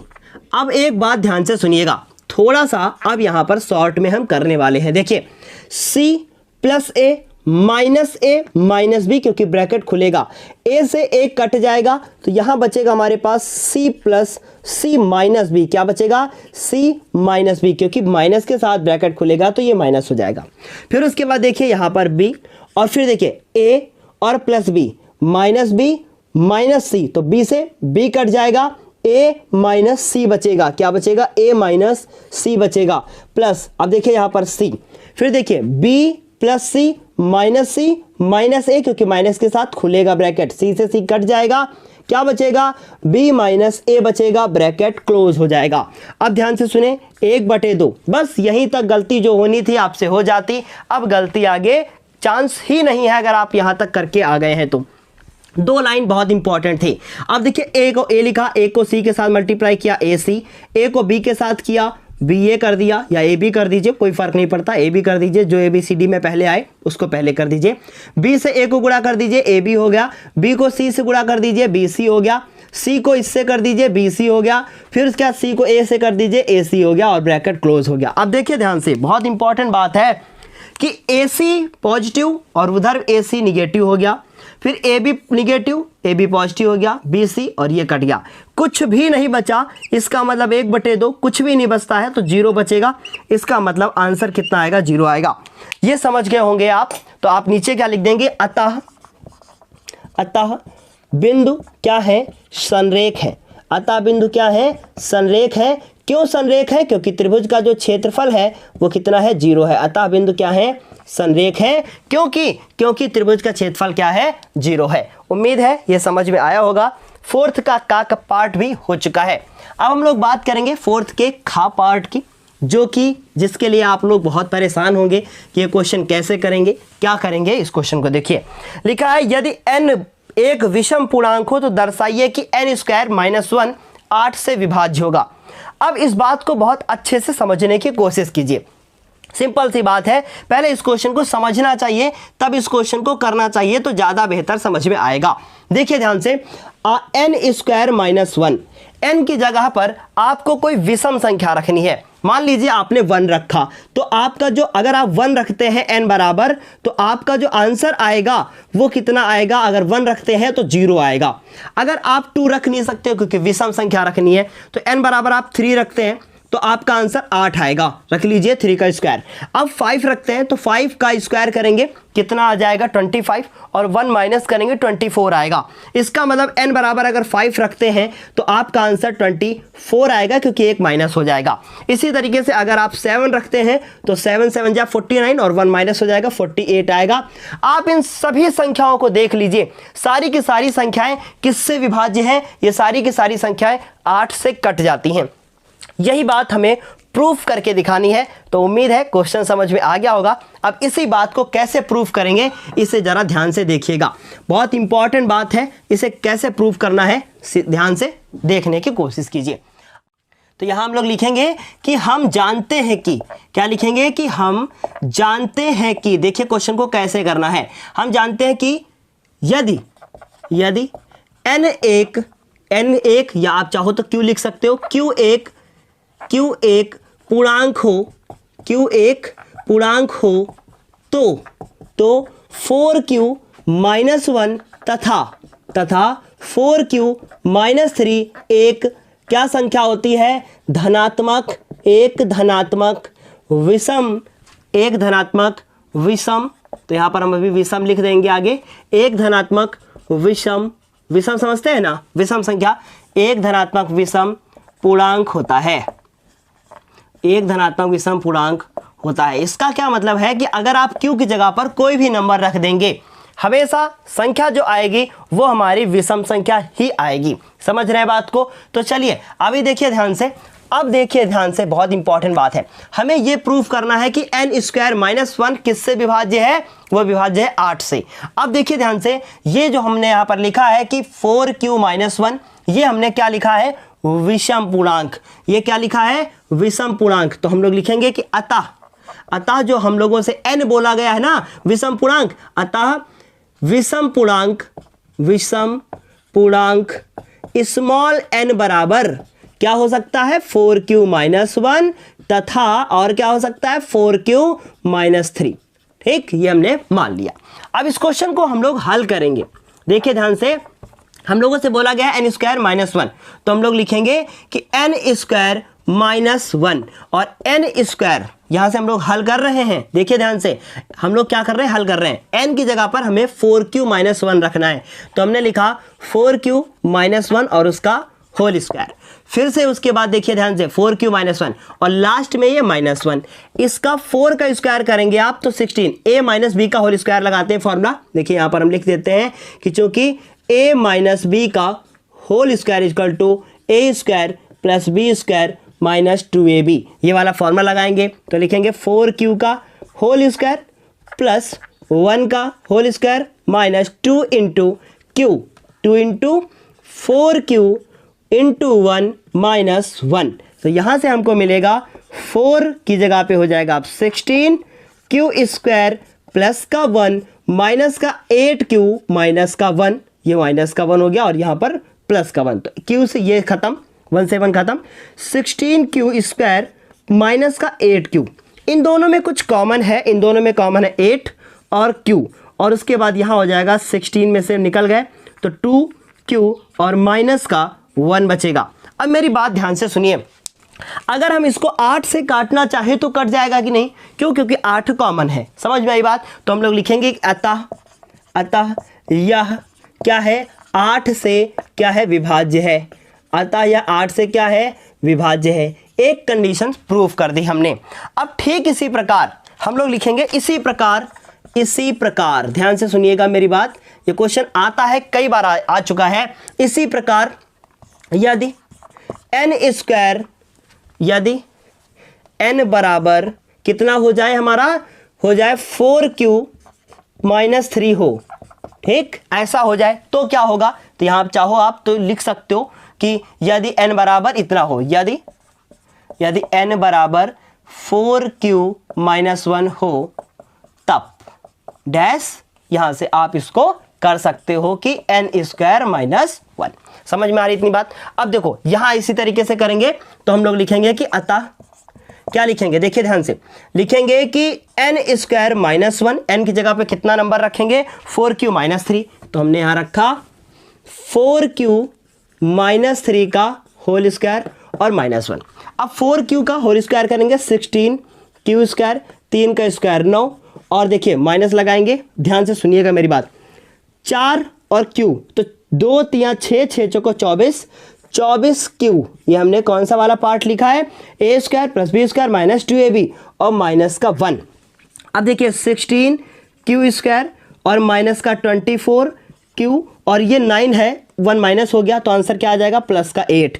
इसमें से देखिए 8 कॉमन हो गया, अंदर बचेगा 16 की जगह पे अब हो जाएगा 2q स्क्वायर माइनस का 3q और प्लस का 1। ठीक, यह भी क्या है? अतः यह भी क्या है? 8 से विभाज्य है। अतः यह भी क्या है? 8 से विभाज्य है। ठीक, कितनी बात समझ में आ गई? तो यहाँ फिर आप लिख सकते हो, हम कह सकते हैं कि n स्क्वायर माइनस 1 भी 8 से क्या होगा? विभाज्य होगा, 8 से विभाज्य होगा। इस तरीके से क्वेश्चन आपको करना था। ये क्वेश्चन फिर से एक बार समझ लीजिए, कुछ नहीं है, वो दो चीज़ें याद रखिए, n की जगह पे दोनों पुट कर दीजिए, दोनों से 8 कॉमन ले लीजिए, बस 8 से विभाज्य हो गया। बाकी रटने की इसमें आवश्यकता बिल्कुल भी नहीं है। उम्मीद है समझ में आया होगा। 4 का खा हो गया है। अब 4 के गा के बारे में बात करेंगे। कितने क्वेश्चन हम लोग अभी तक कर चुके हैं? बहुत सारे क्वेश्चन कर चुके हैं। 6 बहुविकल्पी क्वेश्चन किए, फिर 4 क्वेश्चन किए सेकंड पार्ट के, 10 हो गए, फिर थर्ड पार्ट के 4 किए, 2 क्वेश्चन ये कर लिए, 16 क्वेश्चन कर चुके हैं। अब हम कह सकते हैं कि क्वेश्चन नंबर अब हमारा 17 होगा। ये जो 4 का गा है, लिखा है कि 2 गोलों के आयतनों का अनुपात 1:8 है। तो हम लोग लिखेंगे गोलों के आयतनों का अनुपात। ये जो टीचर लोग होते हैं बहुत मेहनत करते हैं आप लोगों के लिए, कोई भी टीचर हो, है ना। गोलों के आयतनों का अनुपात, तो कृपया कुछ भी बोलने से पहले एक बार सोच लिया करें। गोलों के आयतनों का अनुपात, आयतनों का अनुपात कितना दे रखा है इन्होंने? 1:8 है। ठीक, अब मेरी बात ध्यान से सुनिए। इन्होंने हमसे बोला है त्रिज्याओं का अनुपात ज्ञात कीजिए। तो हम लोग लिखेंगे माना पहले गोले की त्रिज्या, माना पहले गोले की त्रिज्या, गोले की त्रिज्या उसको हम लोग क्या मानेंगे? R1, तथा दूसरे गोले की त्रिज्या, तथा दूसरे गोले की त्रिज्या, गोले की जो त्रिज्या है उसे हम लोग R2 मान लेंगे। क्या है? R2 है, ये हमने मान लिया। तो बताइए गोलों के आयतनों का अनुपात, इसका मतलब पहले गोले का आयतन 4/3 पाई R1 क्यूब और दूसरे गोले का आयतन 4/3 पाई R2 क्यूब। बहुत आसान क्वेश्चन पूछा गया है। 1:8, 4/3 से 4/3 कट गया, पाई से पाई कट गया, बचेगा हमारे पास R1 और R2, दोनों के ऊपर क्यूब है तो हमने होल क्यूब लगा दिया और 1/8। ये बात समझ में आ गई होगी। अब ये क्यूब रूट उधर जाएगा तो R1 और R2, अब देखिए ध्यान से 1/8 है तो ये लग जाएगा ऊपर और छोटा सा यहाँ 3 हो जाएगा। अब ये हो गया R1 R2, ध्यान से मेरी बात सुनिए। 8 जो लिखा हुआ है उसका 2 गुणे 2 गुणे 2 हुआ, और 1 को तो आप कर ही सकते हो, कोई दिक्कत नहीं, छोटा सा 3 लिखना मत भूलिएगा। अब देखिए ध्यान से हम लोग लिखेंगे कि R1/R2, उसके बाद देखिए 1 का 1 निकल आएगा बाहर, जोड़ा नहीं बनेगा, त्रिक बनेगा 3 का। फिर यहाँ पर भी देखिए ये तीनों के में से 1 बाहर आ गया, तो हम कह सकते हैं कि उनकी त्रिज्याओं का जो अनुपात होगा वो 1:2 होगा। उम्मीद है ये समझ में आपको अच्छे से आ गया होगा कैसे किया गया है। बहुत ज़्यादा समय नहीं बचा है, इस वजह से अब थोड़ा सा हमें स्पीड में चलना होगा। 4 का गा भी हो गया है, अब 4 का हम लोग घा नंबर पढ़ेंगे। 4 का चौथा पार्ट क्या लिखा है, ध्यान से सुनिएगा मेरी बात को। क्या लिखा है? 4 का घा नंबर क्वेश्चन। ठीक, देखिए क्या लिखा हुआ है। लिखा है कि यदि समीकरण ax स्क्वायर, उसके बाद लिखा हुआ है माइनस का 15x, और उसके बाद फिर लिखा है 2b = 0। इसके 2 मूल हैं। एक मूल इन्होंने दे रखा है x = 2 और एक दे रखा है x = 3। 2 मूल हैं, दोनों आंसर दे दिए हैं इन्होंने। तो कहा गया है कि तो a और b के मान ज्ञात कीजिए। कुछ नहीं करेंगे, हम लोग इनके मूल को इसमें रखना शुरू कर देंगे, और जैसे ही पहला मूल आप रखोगे तो इसमें 2 नियतांक है, एक है a दूसरा है b। तो एक बार में एक समीकरण आएगा, दूसरी बार में दूसरा समीकरण आएगा, दोनों को सॉल्व कर लेंगे, आंसर आ जाएगा। तो हम लोग लिखेंगे कि x = 2 रखने पर, x बराबर कितना रखने पर? x = 2 रखने पर, अब 2 इसमें रख दीजिए तो हो जाएगा a, फिर 2 का स्क्वायर माइनस का 15, x = 2 प्लस का 2b बराबर कितना? 0। तो ये हो गया आपका a, 2 का स्क्वायर 4, तो ये हो गया 4, 15 दूना कितना हो गया? 30, और प्लस का 2b और इक्वल टू कितना हो गया? 0। ये हो गया आपका 4a, इसे हो गया आपका प्लस का 2b, और 30 को उधर लेकर चले जाइए, ये प्लस का 30। अब चाहो आप तो इसमें कुछ कॉमन ले लो, 2 कॉमन है तो 2 कॉमन ले लिया, अंदर बचेगा 2a प्लस का b और ये 30। अब 2 नीचे जाएगा, 2a प्लस का b और ये 15, समीकरण नंबर कितना? 1 हो जाएगा। समझ में आ गई बात? कुछ नहीं किया मैंने, अभी x बराबर सिर्फ 2 रखा, 2 का स्क्वायर 4, 15 दूना 30, ये हो गया 2b और इक्वल टू कहाँ 2 रखा? x = 2 रखा। ठीक, फिर देखिए x बराबर अब कितना रखने पर? 3 रखने पर। अब जैसे ही x बराबर अब हम 3 रखेंगे तो क्या होगा, देखिएगा ध्यान से। हम लोग लिखेंगे कि a और 3 का स्क्वायर, उसके बाद माइनस 15 गुणे में 3 प्लस का 2b और बराबर कितना? 0। 2b नहीं 2b। चलिए a हो गया 3 का स्क्वायर 9, 15 × 45 और उसके बाद प्लस का 2b इक्वल टू कितना? 0 हो गया। ठीक, उसके बाद देखिए 9a, तो हमने यहाँ पर लिखा 9a माइनस का 45 और प्लस का 2b इक्वल टू कितना? 0। अब देखिए 9a लिखेंगे हम लोग, क्या लिखेंगे? 9a फिर उसके बाद प्लस का 2b और 45 उधर चला गया, समीकरण नंबर कितना 2। लेकिन अगर हम इस समीकरण में 2 कॉमन नहीं लेते तो ये क्वेश्चन और आसान होता, क्योंकि अब हमें गुणा नहीं करना पड़ेगा, तो हम इसे नहीं लेते हैं कॉमन। पता नहीं था ना हमें, अब पता हो गया। अब पहले और दूसरे को हल कर दो। हम लोग लिखेंगे कि समीकरण नंबर 1 व 2 को हल करने पर, 1 व 2 को हल करने पर, अब इन दोनों समीकरणों को हमें हल करना है। कैसे हल करना है आप आराम से वीडियो को देखिएगा। इन दोनों को उतार लो ऊपर नीचे। तो मैंने लिखा 9a प्लस का 2b, पहले वो उतार लो, इससे कोई फर्क नहीं पड़ेगा। इसको उतारोगे तब भी कोई फर्क नहीं पड़ेगा, आंसर में कोई भी फर्क नहीं पड़ने वाला। ये आपका 30, ये माइनस खट गए, 9 में 4 चले गए 5a, और 9 में 4 जाएंगे 5a, 15 में 30 चले गए तो 15 हो गए। ठीक है, 15 में 30 नहीं, 45 में 30 गए तो 15 हो गए। अब ये a हो गया, ये हो गया 15 बटे में कितना 5, 5 कम 5, 5 या 15, a बराबर आंसर कितना आ गया 3। अब जो a बराबर 3 आंसर आ गया है, इस a बराबर 3 को उठाकर आप किसी एक समीकरण में रख दीजिए, आपका b का आंसर आ जाएगा। तो उठा के हम लोग इसमें रख देते हैं। तो हम लोग लिखेंगे a बराबर 3 समीकरण नंबर कहाँ पे 1 में रखने पर। ठीक, अब समीकरण नंबर 1 क्या है, 4 इंटू a की जगह पे 3 प्लस का 2b इक्वल टू 30, 4 तिया कितना 12 प्लस का 2b बराबर 30, 12 उधर जाके घटा दीजिए, कितने हो जाएंगे 18, बच जाएंगे 18, और b बराबर आंसर आ जाएगा 9। तो b बराबर आंसर आया 9 और a बराबर आंसर आया 3। जल्दी से इसका एक बार स्क्रीनशॉट ले लीजिए। हम लोगों ने फोर्थ पार्ट भी क्या कर लिया कंप्लीट, कुछ नहीं था, 2 मूल दिए थे x के, x बराबर कितना दिया था, एक x बराबर 2 था और एक x बराबर 3 था, 2 वैल्यू दी थी।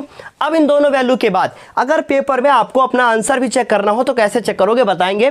पहले मैंने क्या किया, x बराबर 2 रख दिया, एक इक्वेशन आ गई, x बराबर 3 रखा, दूसरी इक्वेशन आ गई, 2 इक्वेशन बन गई, उनको फिर से सॉल्व किया, a और b की वैल्यू आ गई, खत्म। पेपर में आंसर चेक करना हो तो कैसे चेक करोगे, ध्यान से देखिएगा, मेरी बात को ध्यान से सुनिएगा। ax², तो a की जगह पर मेरा आंसर कितना आया है 3, तो मैंने लिखा 3x²। फिर उसके बाद 15x लिख दिया। उसके बाद b की जगह पे कितना आया था 9, 9 दूनी 18 हो गया, प्लस का 18।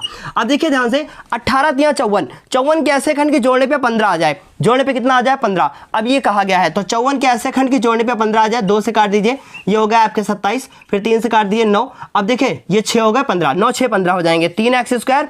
उसके बाद माइनस के यहाँ पे हमने लिखा x और यहाँ पे लिखा 9 प्लस 6 प्लस का 18। सॉल्व कर लीजिए इसको, आपका जो आंसर आ जाएगा x का वो 2 और 3 आ जाएगा, खत्म हो जाएगा क्वेश्चन वहीं पे। समझ में आ रही इतनी बात, या आप चाहो तो 3 कॉमन ले लो पूरे से और सॉल्व कर लो उसके बाद। इस तरीके से आप इसका चाहो तो जल्दी से एक स्क्रीनशॉट ले लो। 3 का हम लोग चौथे का चौथा क्वेश्चन भी हम लोग कर चुके हैं। अब हम लोग करेंगे 5वें का नंबर क्वेश्चन, है ना, 5th का नंबर क्वेश्चन। क्या लिखा है 5th का नंबर क्वेश्चन, लिखा है कि बिंदु, लिखा हुआ है कि बिंदु, कौन कौन से बिंदु हैं उसको देखिए ध्यान से। पहला बिंदु दिया है -4,6, कितना है बिंदु, एक लिखा है -4,6। ये 5 का नंबर क्वेश्चन है, एक बिंदु है वो क्या लिखा हुआ है -4,6, और a और b को जोड़ने वाले, तो कहीं पर भी a कोई पॉइंट है और कहीं पर कोई b पॉइंट है, इसको जोड़ने वाले, और इस a के निर्देशांक -6,10 है और b के निर्देशांक 3,-8 है। एक बिंदु है जो इसको कहीं से काट के जाता है और उस बिंदु के निर्देशांक है -4,6। ये कोई बिंदु है जो इसको ऐसे काट के इस रेखा को चला जाता है। आ रही इतनी बात समझें, तो ये हम थोड़ा सा साफ कर देते हैं यहाँ पर, -4,6। अब कहा गया है कि किस अनुपात में काटता है, इस पॉइंट के इस तरफ कितनी वैल्यू है, उस पॉइंट के उस तरफ कितनी वैल्यू है, कितना अनुपात है। इस क्वेश्चन को इन क्वेश्चंस को हम कई बार करवा भी चुके हैं। कैसे हल करेंगे देखिए ध्यान से, ये इसका जो बिंदु है वो इसे हम कहते हैं विभाजन बिंदु, है ना। तो हम लोग इसको हल करेंगे, देखिए ध्यान से पेपर में कैसे करना है। हम बहुत बड़ी बड़ी बातें करने से का कोई मतलब नहीं है, क्वेश्चंस बहुत आसान है, इन क्वेश्चंस को कैसे करना है बस आपको देखना है। ठीक, चलो देखो, ये है विभाजन बिंदु, तो हम यहाँ पर लिखेंगे विभाजन बिंदु के निर्देशांक, विभाजन बिंदु के निर्देशांक। अब देखिए विभाजन बिंदु के निर्देशांक को कैसे लिखेंगे, निर्देशांक बराबर क्या होता है फॉर्मूला, mx2 प्लस nx1, और अपॉन में क्या होता है m प्लस n होता है, फिर कॉमा my2 प्लस n और उसके बाद y1, तो यहाँ पर बहुत ज़्यादा है n और y1 फिर क्या होता है, अपॉन में होता है m प्लस n, ये होता है हमारा फॉर्मूला। m की वैल्यू पता नहीं, पर विभाजन बिंदु के निर्देशांक -4,6 हैं, तो -4,6 लिखा मैंने। ध्यान से सुनिएगा मेरी बात, ये थोड़ा सा अलग तरीका है हमारे कराने का। फिर हमने m लिखा और x2 की वैल्यू को देखा। अब देखिए ध्यान से, ये x1 हो गया, ये y1 हो गया, ये x2 हो गया, ये y2 हो गया। x2 की वैल्यू को देखा है 3 अपॉन में, फिर उसके बाद n लिखेंगे हम लोग, और x1 की जो वैल्यू है वो -6, तो -6 लिखा। m की वैल्यू पता नहीं, ये हमने लिख दिया, फिर कॉमा लगाया। फिर देखिए m की वैल्यू कितनी है नहीं पता। y2 की जो वैल्यू है वो है -8 लिखा मैंने, प्लस n, और y1 की वैल्यू कितनी है 10, तो मैंने यहाँ पर 10 लिख दिया। अब आप सोच रहे होंगे कि 8 को ब्रैकेट में क्यों लिखा सर ने, इसलिए लिखा क्योंकि वो माइनस में था। ठीक है, यहाँ पर भी माइनस में था, वहाँ पर भी था। अब आपको पता है कि इसे भुज कहते हैं, इसे कोट कहते हैं, तो ये भुज है और ये भी कोट है। तो हमने लिखा भुज की तुलना करने पर, भुज की तुलना करने पर, थोड़ा सा शॉर्ट में करेंगे तुलना करने पर, तो 3m, तो हमने लिखा 3m, फिर उसके बाद माइनस के 6n और अपॉन में m प्लस n, ये वाली वैल्यू -4 के बराबर होगी। अब चाहो आप तो कोट की भी तुलना कर सकते हो, पर कोई मतलब नहीं है, एक चीज़ की तुलना कीजिए बस। ध्यान से फिर सुनिएगा, माइनस के 3m माइनस के 6n, उसके बाद फिर उसके बाद इसको इससे मल्टीप्लाई करेंगे 4m माइनस के 4n, तो माइनस के 4n होने चाहिए यहाँ पर, क्योंकि माइनस से मल्टीप्लाई हो रहा है और यहाँ पर भी माइनस से हो रहा है। ठीक, अब ये आपका हो गया 3m, ये माइनस के 4m इधर आएंगे तो 4m प्लस के हो गए, ये माइनस के 4n है, और ये 6n उधर जाएंगे तो प्लस के 6n हो जाएंगे। गलती मत कीजिएगा वरना बहुत प्रॉब्लम हो जाएगी। ये हो गया आपके 3m, ये उसके बाद 3m के बाद ये 4m इधर आए, फिर 6n उधर चले गए। अब देखिए ध्यान से, यहाँ पर हो गया ये 7m, और उसके बाद ये हो जाएंगे हमारे 2n, तो हमें चाहिए m अपॉन n, तो m अपॉन n, उधर देखिए इधर m और इधर n नीचे आएगा, तो m और 2n नीचे आ गया, उधर क्या बचता है 2, और 7 कहाँ जाएगा, अपॉन में जाएगा। तो हम कह सकते हैं कि m और n की जो वैल्यू आई है वो 2/7 आई है। कुछ था कठिन?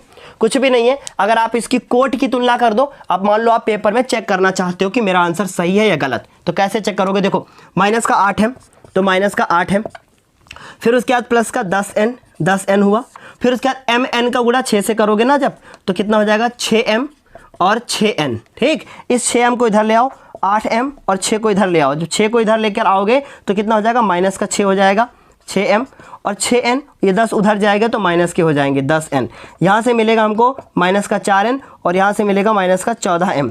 अब m और n नीचे ले आओ, और ये हो गया -4 और -14, काट दिया 2 और 7, देखिए आंसर दोनों से सेम आ गया।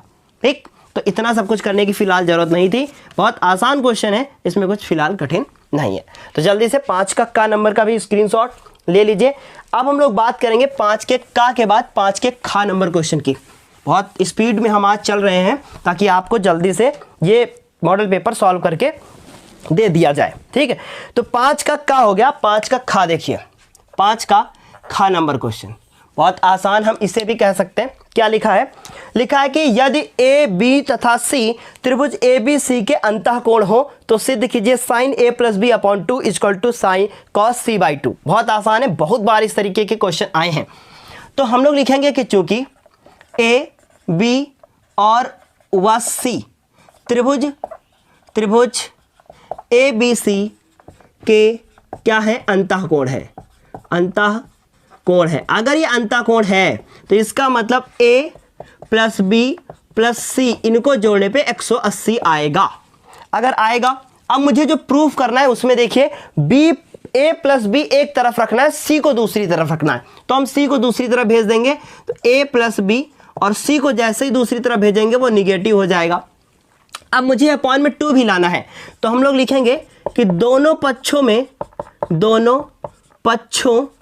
में 2 से भाग करने पर, 2 से क्या करने पर, भाग करने पर। अब भाग करेंगे तो a + b अपॉन में 2, यहाँ पे 180 - c/2। तो इसमें अलग अलग मत कीजिए क्योंकि हमको यही चीज़ लानी थी। उसके बाद यहाँ पर देखिए 180 अपॉन में 2 माइनस का c/2 अलग अलग हो गया, तो a + b अपॉन में 2 और = 90 माइनस c/2। ये नीचे जो क्वेश्चन है वहाँ पे ये पूरी लाइन है, हम उसको अभी बता देंगे। देखिए ध्यान से, अब मुझे इस तरफ साइन लाना है, तो हम लोग लिखेंगे कि दोनों पक्षों में साइन लेने पर, आपको अगर लग रहा है कि ये बहुत स्पीड में पढ़ा रहे हैं तो आपको क्या करना चाहिए, आपको पिछले वीडियोस को देखना चाहिए जिसमें मैंने बहुत आराम से पढ़ाया है।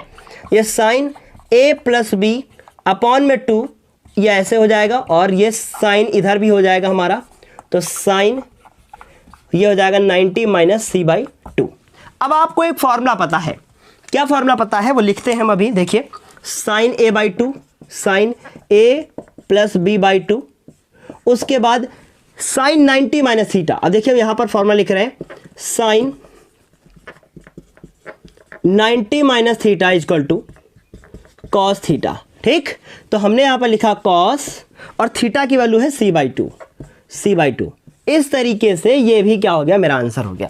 अगर आपको नहीं समझ में आया है कि ये क्वेश्चन कैसे हुआ, कहाँ पे प्रॉब्लम हुई, तो आप मुझे कमेंट बॉक्स में बता सकते हैं कि आपको कहाँ प्रॉब्लम हुई है। जहाँ भी प्रॉब्लम होगी वहाँ हम आपको फिर से बता देंगे सब कुछ। तो चलिए अभी आप इसका जल्दी से स्क्रीनशॉट ले लीजिए। अब अगला क्वेश्चन हम लोग करते हैं। तो अब हम लोग बात करेंगे 5 के गा नंबर क्वेश्चन की। हम लोग नहीं गा क्वेश्चन को कर चुके हैं, खा हो चुका है। खा के बाद अब हम लोग बात करेंगे किसकी, 5 के गा नंबर क्वेश्चन की, और इसमें घा लिखा हुआ है पर वहाँ गा है। ठीक है, 5 के गा नंबर क्वेश्चन की बात करेंगे। अब 5 का जो गा नंबर क्वेश्चन है वो माध्यक से रिलेटेड है। बहुत सारे बच्चों का कहना था कि सर एक क्वेश्चन बहुलक का बता दीजिए। जी हाँ, नेक्स्ट वाले जो मॉडल पेपर में हम लोग बहुलक का क्वेश्चन पढ़ लेंगे।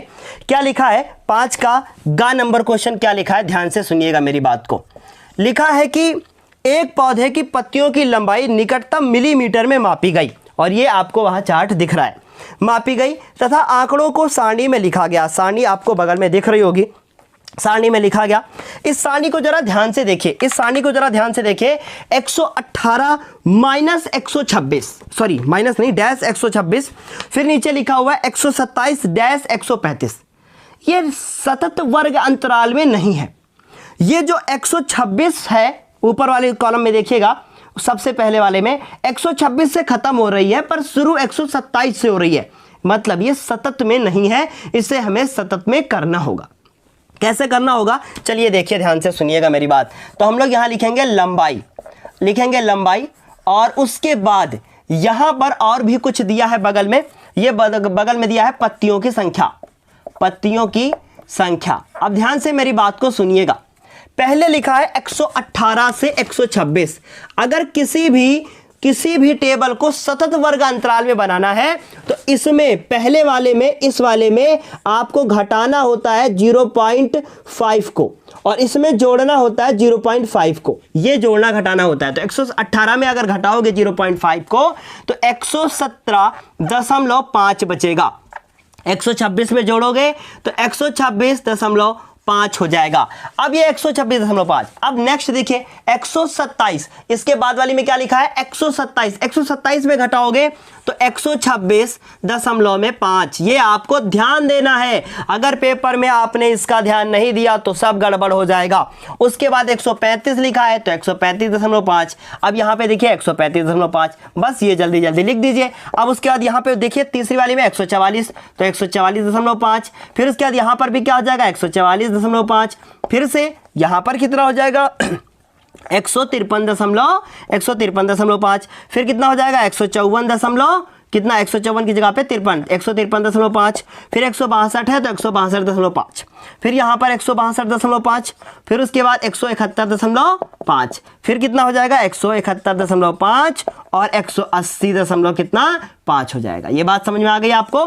फिर देखिए 3 5 9, यहाँ पे 3 है, यहाँ पे 5 है, यहाँ पे 9 है, फिर यहाँ पे 12 है, यहाँ पे आपका 5 है, यहाँ पे 4 है और यहाँ पर 2 है। अब ये क्वेश्चन बिल्कुल नॉर्मल माध्यकों के क्वेश्चन के जैसा हो चुका है। अब हम आपको बताते हैं फॉर्मूला माध्यक का, और जो जो वैल्यू है वो बता देंगे। सॉल्व अपने आप कर लेंगे आप। L plus n/2 minus C upon F into में H, ये फॉर्मूला होता है। अब सबसे पहले आप इसका n जोड़ोगे, n/2 करोगे, और ये क्वेश्चन लगाने के बाद जो आपका उत्तर आएगा उस उत्तर को आप हमें कमेंट बॉक्स में बताएंगे। आपका आंसर सही होगा, हम आपकी वीडियो को हम आपके कमेंट को लाइक करेंगे और लाइक करने के बाद वहाँ पे छोटा सा आर्ट दे दिया जाएगा ताकि आपका आंसर क्या हो जाएगा, राइट होता है। तो चलिए जल्दी से अभी इसका एक स्क्रीनशॉट ले लीजिए। अब इसको अपने आप कीजिएगा। 5 का गा भी कर चुके हैं, अब 5 का घा नंबर क्वेश्चन करते हैं। क्या लिखा है 5 का घा नंबर क्वेश्चन, पढ़िए एक बार। लिखा है धातु के 3 ठोस घन। धातु के 3 ठोस घन है। 5वें के चौथे क्वेश्चन में धातु के 3 ठोस घन है। तो पहला हो गया मान लीजिए ये, फिर उसके बाद एक कोई दूसरा है तो हमने दूसरा भी एक दे दिया, तो मान लीजिए कि ये दूसरा है। देखिए हमने इसको दूसरा बना दिया ऐसे। ध्यान से देखिएगा, बहुत इंपॉर्टेंट है, बहुत मेहनत कर की जा रही है आप लोगों के लिए। तो आप लोग का भी हक बनता है कि अगर आपने अभी तक वीडियो को लाइक नहीं किया है तो वीडियो को लाइक कर दीजिएगा। देखिए क्या लिखा है, 3 घन है और जिनके किनारे 3 सेंटीमीटर, 4 सेंटीमीटर, 5 सेंटीमीटर है। तो इसमें A1 बराबर हमने मान लिया कितना, 3 सेंटीमीटर, और उसके बाद ये A1 हो गया। इसमें A2 बराबर कितना दे रखा है, 4 सेंटीमीटर, तो हमने 4 सेंटीमीटर लिख लिया। फिर इसमें A3 बराबर कितना है, 5 सेंटीमीटर, तो हमने इसमें 5 सेंटीमीटर लिख लिया। अब कह रहे हैं कि इनको पिघला कर एक बड़ा सा घन बनाया जाता है। इनको पिघला देते हैं और पिघलाने के बाद एक बड़ा सा घन बना दिया जाता है। अगर इस घन का हमसे पूछा गया है कि इस घन का कोर की लंबाई क्या होगी, इसका मतलब इसमें हमसे A बराबर पूछ लिया गया है। कोई बात नहीं, हम लोग इसको हल करेंगे।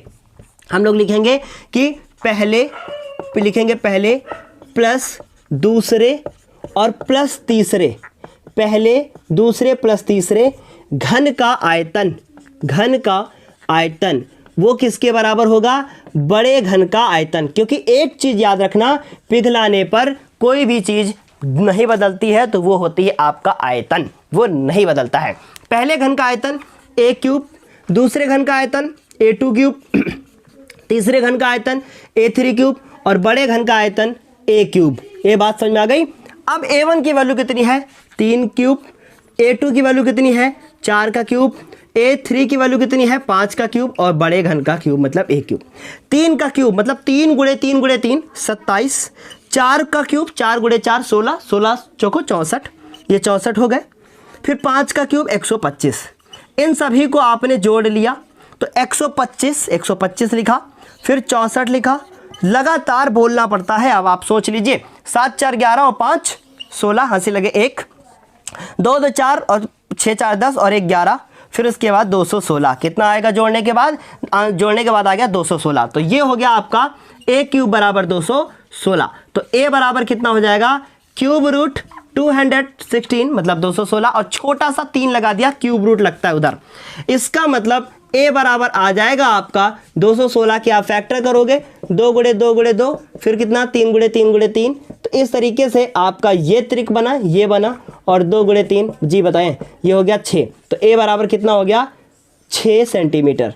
ठीक, इस तरीके से आपका ये क्वेश्चन भी क्या हो गया, सॉल्व हो गया। अब हम लोग करते हैं 6 का नंबर पार्ट। जो 6 का है, ये भी बहुत ज़्यादा इंपॉर्टेंट क्वेश्चन हम कह सकते हैं। क्या लिखा है देखिए ध्यान से। लिखा है कि A और B, यदि A और B क्रमशः दो हम लोगों को निर्देशांक यहाँ पर दिए हैं, A के निर्देशांक दिए हैं और B के निर्देशांक दिए हैं।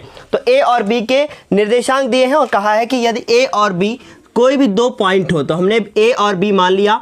A के निर्देशांक दिए हैं -2, और जो B के निर्देशांक है वो भी कितने दिए हैं, वो दिए हैं 2, -4। तो हमने लिखा 2, -4। इन दोनों को जब मैंने जोड़ दिया तो ये A और B हो गया, AB एक रेखा खंड बन गया। फिर आगे क्या लिखा है, लिखा है तो P के निर्देशांक ज्ञात कीजिए। अब P कहाँ है, आगे पढ़ना पड़ेगा। P के निर्देशांक ज्ञात कीजिए ताकि AP जो है, देखें इस क्वेश्चन में सबसे पहले लिखेंगे कि 6 का नंबर पार्ट है, और कहा है इस क्वेश्चन में कि ध्यान से सुनिएगा, AP जो है वो 3/7 AB है। इसका मतलब 3/7 होता है वो क्या होता है, 1 से छोटा होता है। इसका मतलब ध्यान से सुनिए, AB को 3 से डिवाइड करके 7 से AB को 3 से मल्टीप्लाई करके 7 से डिवाइड करना होगा। इसका मतलब कह सकते हैं कि AB के बीच में कहीं पर जो है P स्थित है। वो भी बोला भी गया है, आगे क्वेश्चन में लिखा भी है कि P जो है वो रेखाखंड AB के बीच में है। तो कहीं पर भी P है, मान लीजिए ये P हो गया, और इस P के ही निर्देशांक हमको बताने हैं। P के निर्देशांक आप बता लोगे कैसे? विभाजन सूत्र से। लेकिन आपको पहले इधर AP और BP कह दीजिए, PB कह दीजिए, इसका अनुपात पता होना चाहिए। यहां तो ऐसा बिल्कुल भी नहीं है। तो पहले हम ये निकालने की कोशिश करेंगे कि पहले AP और BP इन दोनों का अनुपात निकालेंगे।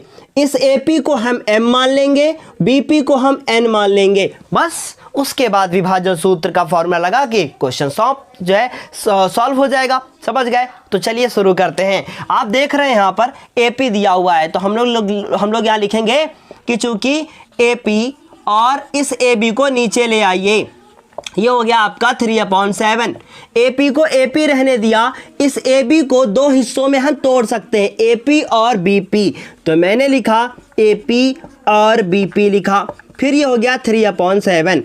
अब इसको उल्टा कर दीजिए तो ये AP प्लस का BP और अपॉन में AP हो जाएगा, और ये 7/3 हो जाएगा। अब इसको अलग अलग कर दीजिए तो AP अपॉन में, ये आपकी बुक का ही क्वेश्चन है, अलग अलग करने से क्या होगा कि ये थोड़ा सा और आसान हो जाएगा। अब यहाँ देखिए ये कैंसिल आउट हो गया, तो 1 हो गया, प्लस का BP हो गया, अपॉन में AP हो गया, इक्वल टू 7/3 हो गया। तो ये हो गया आपका BP अपॉन में AP, ये 1 उधर चला जाएगा तो 7/3 - 1 हो जाएगा। इस तरीके से BP अपॉन AP हमने लिख लिया। तो हम यहाँ पर लिखेंगे BP अपॉन में AP। देखिए लेकिन हमें AP BP लाना है, कोई बात नहीं, हमें इधर और उधर का चाहिए। तो देखिए इसको सॉल्व कीजिए, 3 1 कम 3, तो ये हो जाएगा 7 - 3 अपॉन में जो है 3 हो जाएगा, तो ये हो जाएगा 4/3, और ये हो जाएगा BP अपॉन में AP। अब हमें इसको उल्टा करना पड़ेगा, AP अपॉन BP करना होगा 4/3। तो हम कह सकते हैं कि M अपॉन N की जो वैल्यू है वो 4:3 आ चुकी है। इस तरीके से आंसर हमारा M और N का अनुपात आ गया। अब हम लोग बहुत आसानी से हम लोग P के निर्देशांक निकाल लेंगे। लिखेंगे अतः P के निर्देशांक, और P के निर्देशांक निकालने के लिए हम लोग विभाजन सूत्र का प्रयोग करेंगे। देखिए ध्यान से, ये रिवीजन क्लास है मेरे लाल। अगर आप नए स्टूडेंट हैं तो आपको पिछले वीडियोस को देखना चाहिए। हम यहाँ पर थोड़ा सा स्पीड से पढ़ा भी रहे हैं, क्योंकि अगर अभी स्पीड से नहीं पढ़ाया तो ये शायद कभी ख़त्म नहीं हो पाएगा। अब देखिए M की वैल्यू पता है, N की वैल्यू पता है। ये है आपका X1, ये है आपका X2, ये है आपका Y1 और ये है आपका Y2। अब कुछ मत कीजिएगा, M और इन सब की वैल्यू पुट कर दीजिए। देखिए ध्यान से, M की वैल्यू को पुट करेंगे। M की वैल्यू कितनी है, वो की कितनी दे रखी है यहाँ पर, M की वैल्यू दे रखी है 4, तो हम यहाँ पर लिखेंगे 4। आज कुछ थोड़ी सी बैटरी कम है, इस वजह से थोड़ी दिक्कतें हो रही हैं।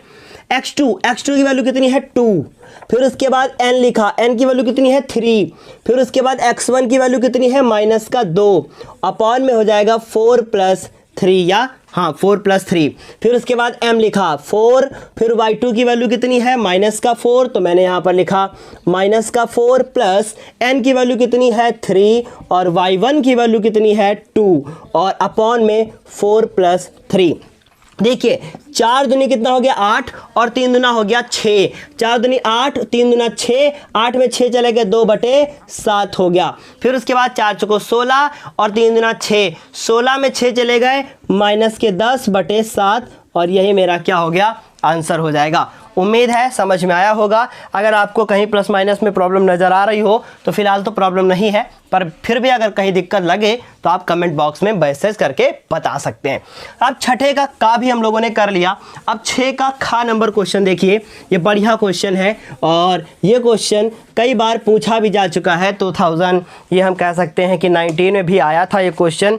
क्या लिखा है देखिएगा ध्यान से, ये खा नंबर क्वेश्चन है। लिखा है कि 6 2x + 5, इस तरीके से बहुत सारे क्वेश्चन हैं, और बहुत सारे क्वेश्चंस आप किए भी होंगे इस तरीके से। ये 4 है, उसके बाद x + 1 है, और x + 5 है। आने वाले कई सेटों में इस तरीके के हम बहुत सारे क्वेश्चंस को करवा देंगे ताकि आपको प्रॉब्लम ना हो। अब देखिएगा ध्यान से, यहाँ पे इस तरीके से ये क्वेश्चन लिखा हुआ है। अब बहुत आसानी से इसे समझने की कोशिश कीजिए, जो ये लिखा है उसी का जस्ट अपोजिट है, तो इसमें से इसको मान लीजिए ये इसका उल्टा हो जाएगा। तो हमने यहाँ पर माना, इस क्वेश्चन में देखिए कहीं y नहीं लिखा है, तो हमने माना कि x + 1 और x + 5, यहाँ पर हम 2 लिखना भूल गए, तो 2x + 5 इक्वल टू हमने इसको y मान लिया, तो ये इक्वेशन नंबर क्या हो गई, 1 हो गई। अगर मैंने इसको y माना है तो ये क्या हो जाएगा, 1/, देखिए इसको मैंने y माना तो ये 1/y हो जाएगा। इसको मैंने अगर माना होगा, मान लीजिए हम इसको ही मानना चाहते हैं तो इसको मान लीजिए, कोई फर्क नहीं पड़ेगा, आप इसको मान लीजिए। अब हम लोग लिखेंगे कि अतः, अब देखिए ध्यान से, ये हो गया 6, ये पूरा क्या हो गया आपका y हो गया -4, ये क्या हो गया 1/y हो गया, -5 = 0, ये आपका हो गया 6y, ये आपका हो गया 4/y और ये हो गया -5 = 0। यहाँ अब हम लोग एलसीएम लेंगे, तो देखिए इसका इसके साथ मल्टीप्लाई होगा 6y² -4 -5y = कितना हो जाएगा 0।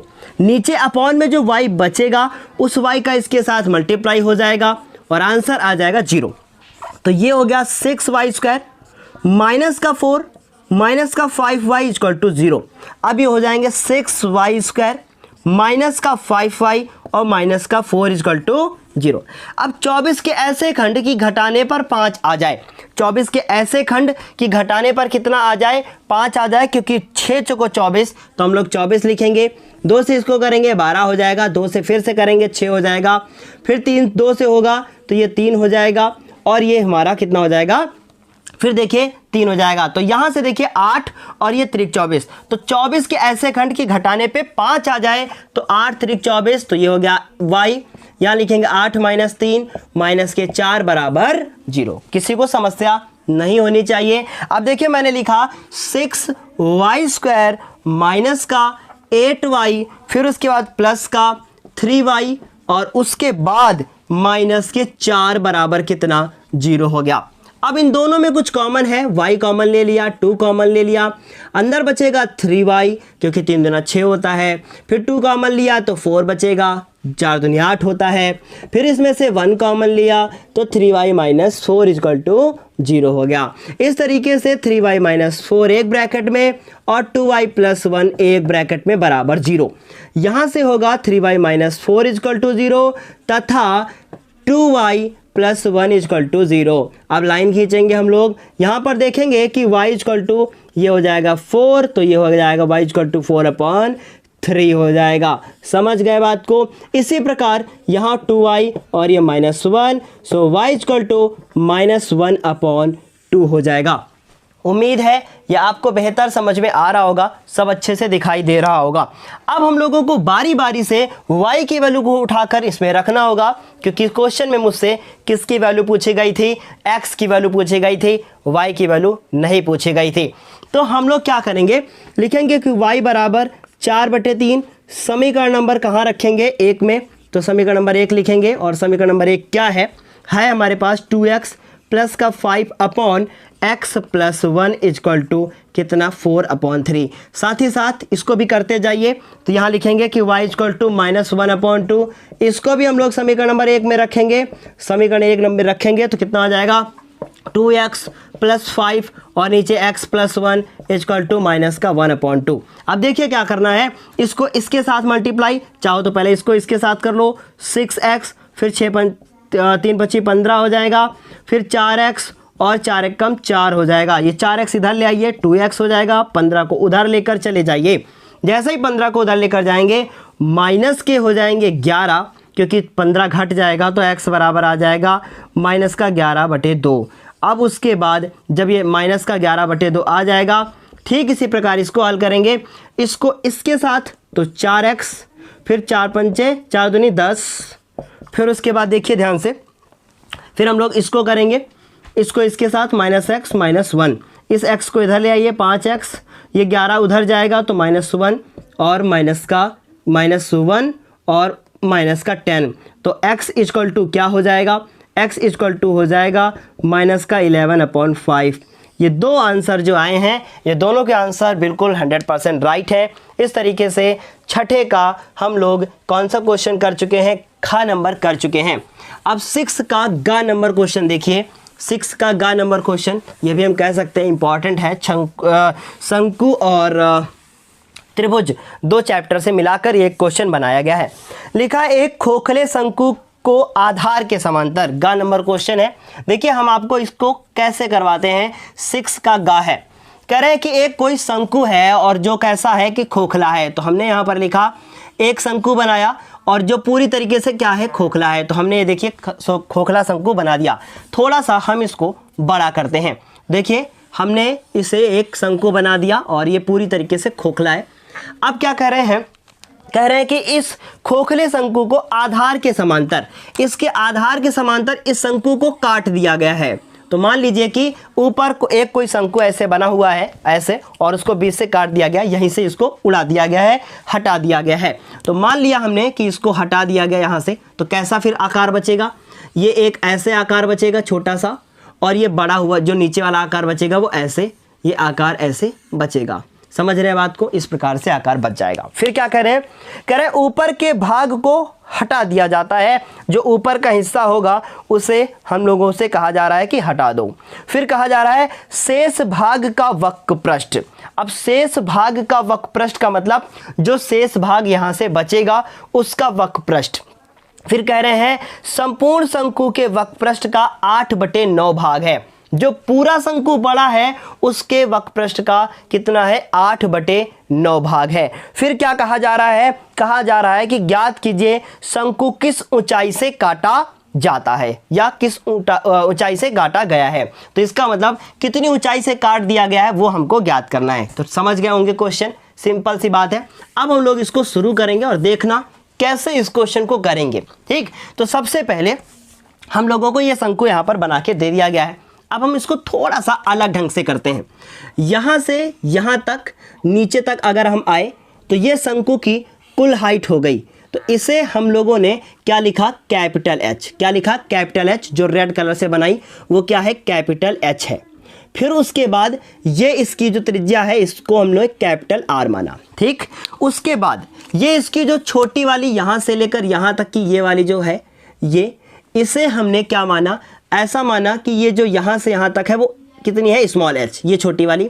और उसके बाद ये वाली कितनी है, स्मॉल आर है। ये कितनी है, स्मॉल आर है। समझ गए बात को। इससे क्या पता चलता है, इससे ये पता चलता है कि एक ये बड़ा वाला जो शंकु है उसमें हमारा जो ये वाली है एच है, ये हमारी आर है। समझ गए। और इसमें ये क्या है, एल है। फिर एक छोटा शंकु बन जाता है हमारा, इस प्रकार से एक छोटा शंकु बन गया। इस छोटे शंकु में, ये शंकु नहीं त्रिभुज बना रहे हैं पर हम हिस्सा दिखा रहे हैं आपको, ये आर हो गया, ये इसका छोटे वाले की एच हो गई, हाइट जिसको हम लोग एच यहाँ पर लिखेंगे, ये बनाने नहीं है आपको पर समझना है, और ये इसकी एल हो गई। समझ गए। तो यहाँ से यहाँ तक ये जो टोटल है वो हमारी क्या हो जाती है, मान लीजिए कि हमारी एल हो जाती है। पर यहाँ से यहाँ तक स्मॉल एल हो जाती है। हम आपको अलग अलग करके दिखाएंगे। अब आपको ये बात पता है, आपको ये बात पता है कि इसमें ये वाला कोण इस वाले कोण के क्या है, बराबर है, और ये वाला कोण इस वाले कोण के क्या है, बराबर है। तो हम कह सकते हैं कि दोनों त्रिभुज आपस में क्या है, समरूप है। समझ रहे बात को। तो चलिए इसी को लिखना शुरू करेंगे। तो यहाँ लिखा हमने ए, यहाँ पर हमने लिख दिया मान लो ओ लिख दिया, और यहाँ पर हमने बी लिख दिया। ठीक है, यहाँ पर ए हो गया, और यहाँ पर मान लीजिए कि हम सी लिख देते हैं, ये सी हो गया, और यहाँ पर हमारा बी हो गया, ये बी हो गया, और उसके बाद यहाँ पर डी हो गया, और यहाँ पर ई हो गया। ठीक, अब हम लोग इसको हल करेंगे। देखिए ध्यान से सुनने की कोशिश कीजिएगा। हम लोग जानते हैं कि त्रिभुज जो हमारा ए बी सी है, छोटा वाला जो त्रिभुज है ए बी सी, ये छोटा वाला त्रिभुज जो ए बी सी है वो बड़े वाले त्रिभुज ए डी ई के समरूप होगा। ए डी ई के समरूप है, ये हमको पता है। ठीक, क्योंकि दो कोण बराबर हैं। ठीक, क्योंकि दो कोण क्या है, समान है, दो कोण समान है। ये बात आपको समझ में आ गई होगी। ठीक, हम कोशिश करेंगे, हम ये निकालने जा रहे हैं कि h और h का अनुपात कितना है। ये निकाल लिया, समझ लो काम हो गया। ठीक, तो हम कह सकते हैं कि अगर ये समकोण है तो इसका ये मतलब हुआ कि हम लोग यहाँ पर लिख सकते हैं कि h/h, क्योंकि ये ए बी सी है, यहाँ पर a लिखा, ये b लिखा, ये c लिखा, ये a हो गया, ये d हो गया, और ये e हो गया। h/h, या आप कैपिटल H स्मॉल h लिख सकते हैं। एक ही चीज़ लिखनी है पहले, लेकिन ध्यान से सुनिएगा। तो small h capital H, small r ये त्रिज्या हो गई, और इस कैपिटल R। फिर हम लोग लिख सकते हैं L और L। क्या ये बात समझ में आ गई। ये हमारी इक्वेशन नंबर क्या हो गई, 1 हो गई। अब फिर से ध्यान से मेरी बात को सुनिएगा। इन्होंने कहा था कि एक बड़ा सा शंकु है, उसको काट कर ऊपर का भाग हटा दिया जाता है, तो फिर क्या बचेगा, छिन्नक बचेगा। कितना बचेगा, छिन्नक बचेगा। और वो जो छिन्नक बचेगा उसका जो क्षेत्रफल है वो बड़े वाले शंकु का के वक्र पृष्ठ का 8/9 भाग है। किसका, जो ऊपर वाला हिस्सा बचता है वो। समझ रहे ना, देखो जरा ध्यान से समझने की कोशिश करो। अब देखो जरा प्रश्नानुसार हम लोग क्या लिखेंगे, हम लोग लिखेंगे कि जो छिन्नक बनता है नीचे वाला हिस्सा ना, शेष भाग का वक्र पृष्ठ, शेष भाग का जो वक्र पृष्ठ है वो क्या है, 8/9 भाग क्या, संपूर्ण शंकु का वक्र पृष्ठ, शंकु का वक्र पृष्ठ। ध्यान से मेरी बात को समझने की कोशिश कीजिएगा। शेष भाग में कौन होगा, शेष भाग का मतलब पहले पूरे शंकु का वक्र पृष्ठ रहा होगा, तो पूरे का मतलब क्या हो गया, पाई आर और एल हो गया। ठीक, इसके बाद शेष भाग कौन होगा, तो यहां कैपिटल कर दीजिए। शेष भाग कौन होगा, शेष भाग में देखिए मेरी बात ध्यान से, शेष भाग मतलब पूरा रहा होगा, छोटे वाले को घटा दो, इसका मतलब पाई आर एल को घटा दो। समझ में आ रही है मेरी बात, तो इतना ही तो बचेगा, क्योंकि देखिए पूरे का इतना वो काट के ऊपर वाले को हटा दिया गया, तो पूरे का इतना पाई आर एल होता है, फिर उसमें से छोटे वाले को घटा दिया। अब 8/9 और संपूर्ण मतलब पूरा, तो इसका मतलब पाई और आर और एल हो गया। क्या ये बात समझ में आ गई, इतनी बात समझ में। अब देखो मेरी बात ध्यान से समझो, ये लिखा है पाई और उसके बाद आर और एल, इसको इधर ले आइए, माइनस का 8/9 और पाई आर और एल, पाई आर और एल, इस पाई आर एल को उधर ले जाइए, पाई आर और एल। ठीक, समझने की कोशिश। अब देखिए पाई आर एल इसमें से कॉमन, तो पाई आर एल कॉमन, 1 माइनस 8/9 और उसके बाद कुछ नहीं, उसके बाद इधर हो गया पाई आर और एल। अब इससे क्या होगा, ये पाई से पाई कट गया। ठीक, अब मेरे पास आर एल बचा, तो मैंने यहां पर, अब इसको मिटा दिया जाए, थोड़ा सा साफ कर दें, आप इसको चाहो तो बना सकते हो बाद में, है ना। चलो अभी देखो जरा ध्यान से समझने की कोशिश करो। ठीक, ये हो गया आर एल, तो हमने यहां लिखा आर एल। फिर उसके बाद इसको सॉल्व करते हैं, 9 × 9 और 8 चले गए, तो 1/9 हो गया। फिर उसके बाद इधर बचेगा मेरे पास आर और एल। ठीक, समझने की कोशिश करें। यहाँ पे देखिए स्मॉल आर ऊपर है और कैपिटल आर नीचे है, तो हमने क्या किया, आर लिखा, एल लिखा और इस आर एल को हमने नीचे भेजा, आर और एल को नीचे भेजा, और इधर हो गया 1/9 लिखा मैंने। मुझे ऊंचाई चाहिए थी। अब देखिए ध्यान से बात को समझने की कोशिश कीजिए। r/r की जगह पे हम h/h लिख सकते हैं, तो हमने लिखा h/h। फिर उसके बाद l/l की जगह पर हम फिर h/h लिख सकते हैं, तो हमने h/h लिखा। इस प्रकार से 1/9 बराबर मेरे पास हो गया, देखिए ध्यान से, h क्या हो गया, h², h ये हो गया h² और 1/9 इसको लिख सकते हैं h/h का होल स्क्वायर इक्वल टू 1/9। तो हम लोग यह अंडर रूट उधर लगाएंगे, तो h/h बराबर बचेगा 1/3। तो हम लोग कह सकते हैं कि जो h बराबर जो है वो 1/3 और ये क्या है, h है। तो हम लोग यहां लिख सकते हैं, अतः जो स्मॉल h की वैल्यू है वो 1/3 है। तो हम लोग यहां लिखेंगे कि अतः शंकु को 1/3 ऊंचाई से काटा गया। बताइए ये क्वेश्चन आपको समझ में आया या नहीं आया। बस सारा खेल यहीं से था, वो वाली वैल्यू लाई और ये हमने ऐसे कर दिया।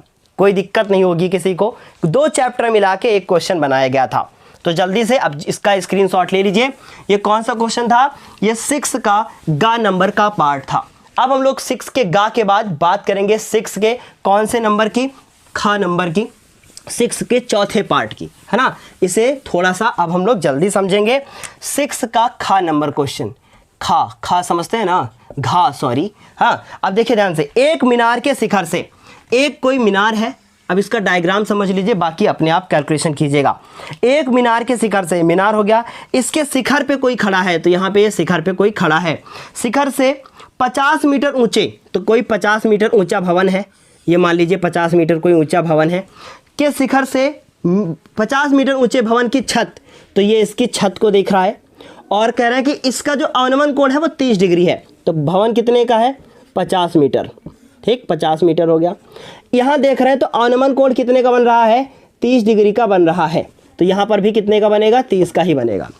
फिर क्या करें, और आधार को देख रहा है कोई नीचे, इसको देख रहा है, तो ये जो कोण बन रहा है ये पूरा ये 45 डिग्री का बन रहा है, तो इधर भी कितने का बनेगा, 45 का। फिर हमसे बोला गया है कि मीनार की ऊंचाई ज्ञात कीजिए, तो ये पूरी h मान लीजिएगा आप। फिर यहाँ से यहाँ तक आपका 50 ही रहेगा, यहाँ से आपका हो जाएगा h माइनस 50, तो इसमें यहाँ से यहाँ तक h माइनस 50 हो जाएगा, h माइनस कितना हो जाएगा, 50, h माइनस 50। अब इस तरीके से आप पहले a फिर b और फिर c, ये d और e, पहले आप इस पूरे ADE त्रिभुज में चलेंगे, ADE त्रिभुज में चलेंगे। जैसे ही ADE त्रिभुज में चल लेंगे, लिख दें, क्या कर देते हैं, चलिए देखिए, त्रिभुज ADE में, ठीक, त्रिभुज ADE में चलेंगे तो क्या लिखेंगे कि tan 45 इक्वल टू क्या लिखेंगे, AE अपॉन में क्या लिखेंगे, DE, ठीक, 45 की वैल्यू 1, AE की वैल्यू कितनी है, h, और DE की वैल्यू हमको पता नहीं, तो यहाँ से DE की वैल्यू आ जाएगी आपकी h, DE बराबर कितना हो जाएगा, h। फिर उसके बाद अब आप छोटे वाले में चलोगे आप, तो लिखोगे पुनः त्रिभुज AB और C में, इसमें आप चलोगे तो क्या लिखोगे, tan 30 डिग्री इक्वल टू क्या लिखोगे, h माइनस 50 अपॉन BC, और ये जो BC की वैल्यू है यही हमारी BC जो है वो DE के बराबर है, इसलिए हम इसकी जगह पे h लिख देंगे। और tan 30 की वैल्यू 1/√3, इसका इसके साथ मल्टीप्लाई और इसका इसके साथ मल्टीप्लाई, इसका इसके साथ आप करोगे, देखो पहले इसको इसके साथ कर लो, √3 h माइनस के 50 और √3, और इसका इसके साथ कर लो h, तो ये √3 h, ये h इधर आएगा और ये 50 √3, ठीक। अब इसमें से आप h कॉमन ले लो, √3 माइनस 1, तो √3 माइनस 1 और 50 √3 हो गया, ठीक। समझ में आ रही इतनी चीज़। अब देखो इसको आप नीचे भेज लेके जाओ, तो देखो यहाँ कर रहे हैं, आप नोट कर लीजिएगा, h इक्वल टू 50 √3 और उसके बाद √3 माइनस 1। अब इसका हर का परिमेयकरण कर दीजिए, 50 √3 नीचे हो गया √3 माइनस 1, तो मैंने लिखा √3 माइनस 1 और √3 प्लस 1, और यहाँ पर भी √3 प्लस 1। चाहो तो आप करो, नहीं तो पढ़ा रहने दो, यहीं से आपका आंसर सही हो जाएगा, ठीक। बस इतना ही काफ़ी है, यहीं तक ओके है। इस तरीके से हमारा ये क्वेश्चन भी यहीं पे सॉल्व होता है। जल्दी से आप इसका स्क्रीनशॉट ले लीजिए। 6 का घा नंबर क्वेश्चन हो चुका है। अब हम लोग बात करेंगे 7 के का नंबर क्वेश्चंस की, और ये 7 का नंबर क्वेश्चन कई बार आपके एग्जाम में आ भी चुका है। क्या लिखा हुआ है 7 का नंबर क्वेश्चन, पढ़ते हैं एक बार। देखिए क्या लिखा है, लिखा है कि दो समीकरण दिए गए हैं और वो समीकरण है 2x minus Y equal to 1 तथा एक दूसरा समीकरण है x plus 2y equal to 13।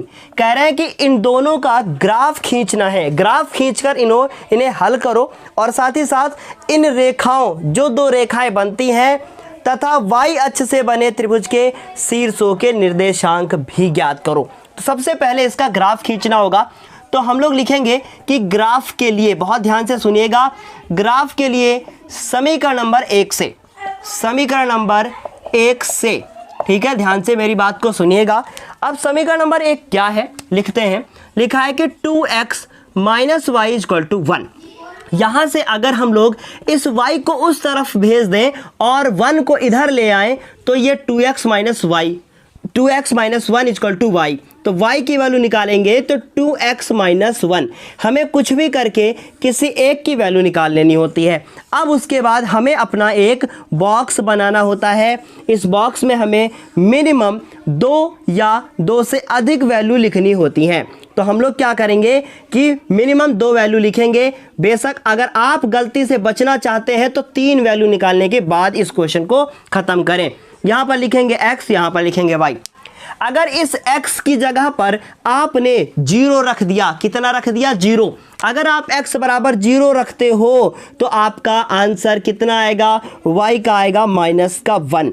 अब मान लीजिए कि यहाँ पर आपने x बराबर कुछ और रख दिया, मान लीजिए आपने 2 रख दिया, तो 2 दूनी 4, और अगर आपने 2 रखा तो आपका आंसर आएगा 2 में से 4 और 4 में से 1 चला जाएगा 3, ये आपका हो जाएगा। अब आपको ये करना है कि इसे ग्राफ पे बनाना है। तो हमारे पास यहाँ पर ग्राफ तो है नहीं, पर हम आपको कुछ दूसरे ढंग से बनाकर दिखाते हैं। देखिए ध्यान से, इसका हमें ग्राफ बनाना है। मैक्सिमम 3 नंबर है, तो यहाँ लिखा हमने 0 1, फिर उसके बाद 2 और 3, यहाँ पर भी 1, उसके बाद 2 और 3, यहाँ पर भी 1 2 और उसके बाद कितना होगा 3, यहाँ पर भी 1 2 और उसके बाद 3। अब आपको यहाँ पर 0,1 ढूंढना है, तो पहले नंबर डाल दीजिए 1, फिर 2 और माइनस, तो यहाँ माइनस माइनस और माइनस। ये हो गया आपका y डैश, ये हो गया आपका जो क्या बोलते हैं, ये आपका x डैश हो गया, उसके बाद ये आपका हो गया y, और ये हो गया आपका x, और ये आपका y डैश। ठीक है, ये बात आपको समझ में आ गई होगी, अच्छे से आ गई होगी। ठीक, अब ध्यान से समझने की कोशिश कीजिए। यहाँ पर 1, यहाँ पर 2, यहाँ पे 3, यहाँ पे -1 -2 और -3, यहाँ पे 1 और 2 और उसके बाद 3। अब ध्यान से देखिए, 0, -1 कहाँ होगा, x पे 0, y पे -1, तो x पे 0 मतलब कि यहीं पर रहे, y पे -1, तो हमें ये वाला पॉइंट मिल गया, ये पहला वाला पॉइंट हमें यहाँ मिल गया। फिर लिखा है 2,3, x पे 2 y पे 3, तो देखिए x पे 2 और y पे 3, तो हम लोग इसको अगर आगे और ऐसे ज्वाइन कर लें, फिर उसके बाद यहाँ से ऐसे मिला दें, तो कहीं यहाँ पे जाके हमें एक पॉइंट मिलेगा। समझ रहे हैं बात को? इसी तरीके से आपको भी करना है। ये 2 पॉइंट मिल गए। अब इसके बाद इन्हें हमें ज्वाइन कर देना है, जोड़ देना है इनको। तो आप लोग भी इनको ऐसे ही रख के, स्केल से ऐसे रखने के बाद आप इनको ऐसे जोड़ लेंगे। तो इस तरीके से देखिए मैंने इसको जोड़ लिया है और आगे तक बढ़ा दिया है। उम्मीद है ये समझ में आ गया होगा। अब इतना ये हो गया और ये इधर से हो गया। अब आपको दूसरा समीकरण लिखना है समीकरण नंबर 2 से। अब आपका समीकरण नंबर 2 क्या है उसे नोट कर लीजिए। समीकरण नंबर 2 है कि x + 2y = 13, ये लिखा है।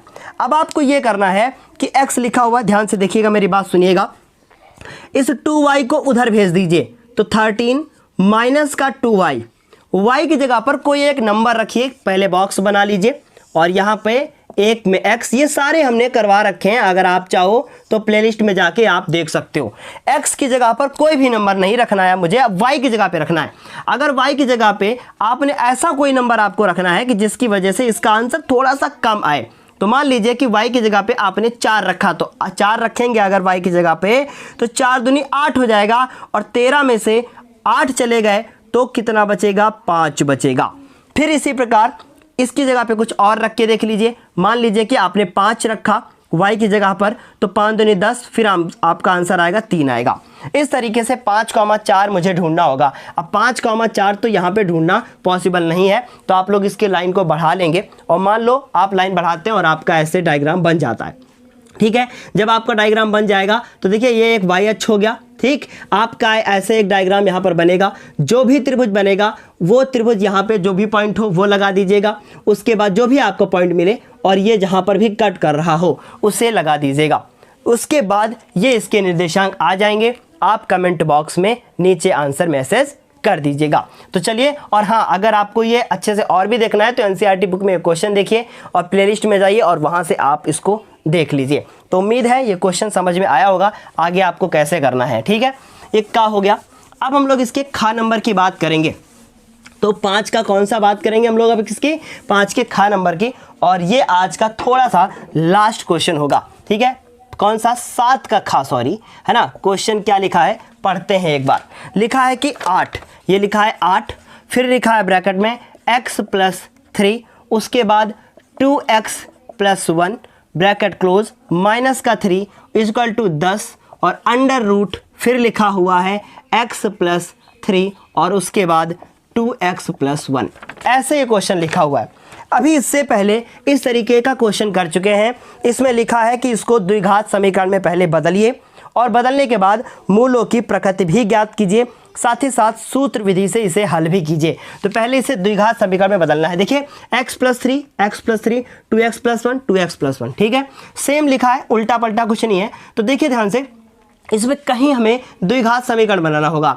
इसकी घात, अंडर रूट का मतलब होता है घात 1/2 है, मतलब आधी है, और इसकी घात कितनी है, 1 है। इसकी घात 1/2 है, इसका मतलब ये ज़्यादा है और ये कम है, तो हमें इसको मानना होगा। तो हम लोगों ने लिखा, माना 10 नहीं मानते, सिर्फ अंडर रूट मान लेते हैं x + 3 और उसके बाद 2x + 1। इक्वल टू कुछ भी मान लीजिए आपने y माना। जैसे ही आप y मान लोगे, इसका अगर आप वर्ग स्क्वायर को उधर भेज दोगे तो x+3 और उसके बाद 2x+1 अंडर रूट उधर जाएगा तो ये y स्क्वायर हो जाएगा। इसे मानने की जरूरत नहीं है।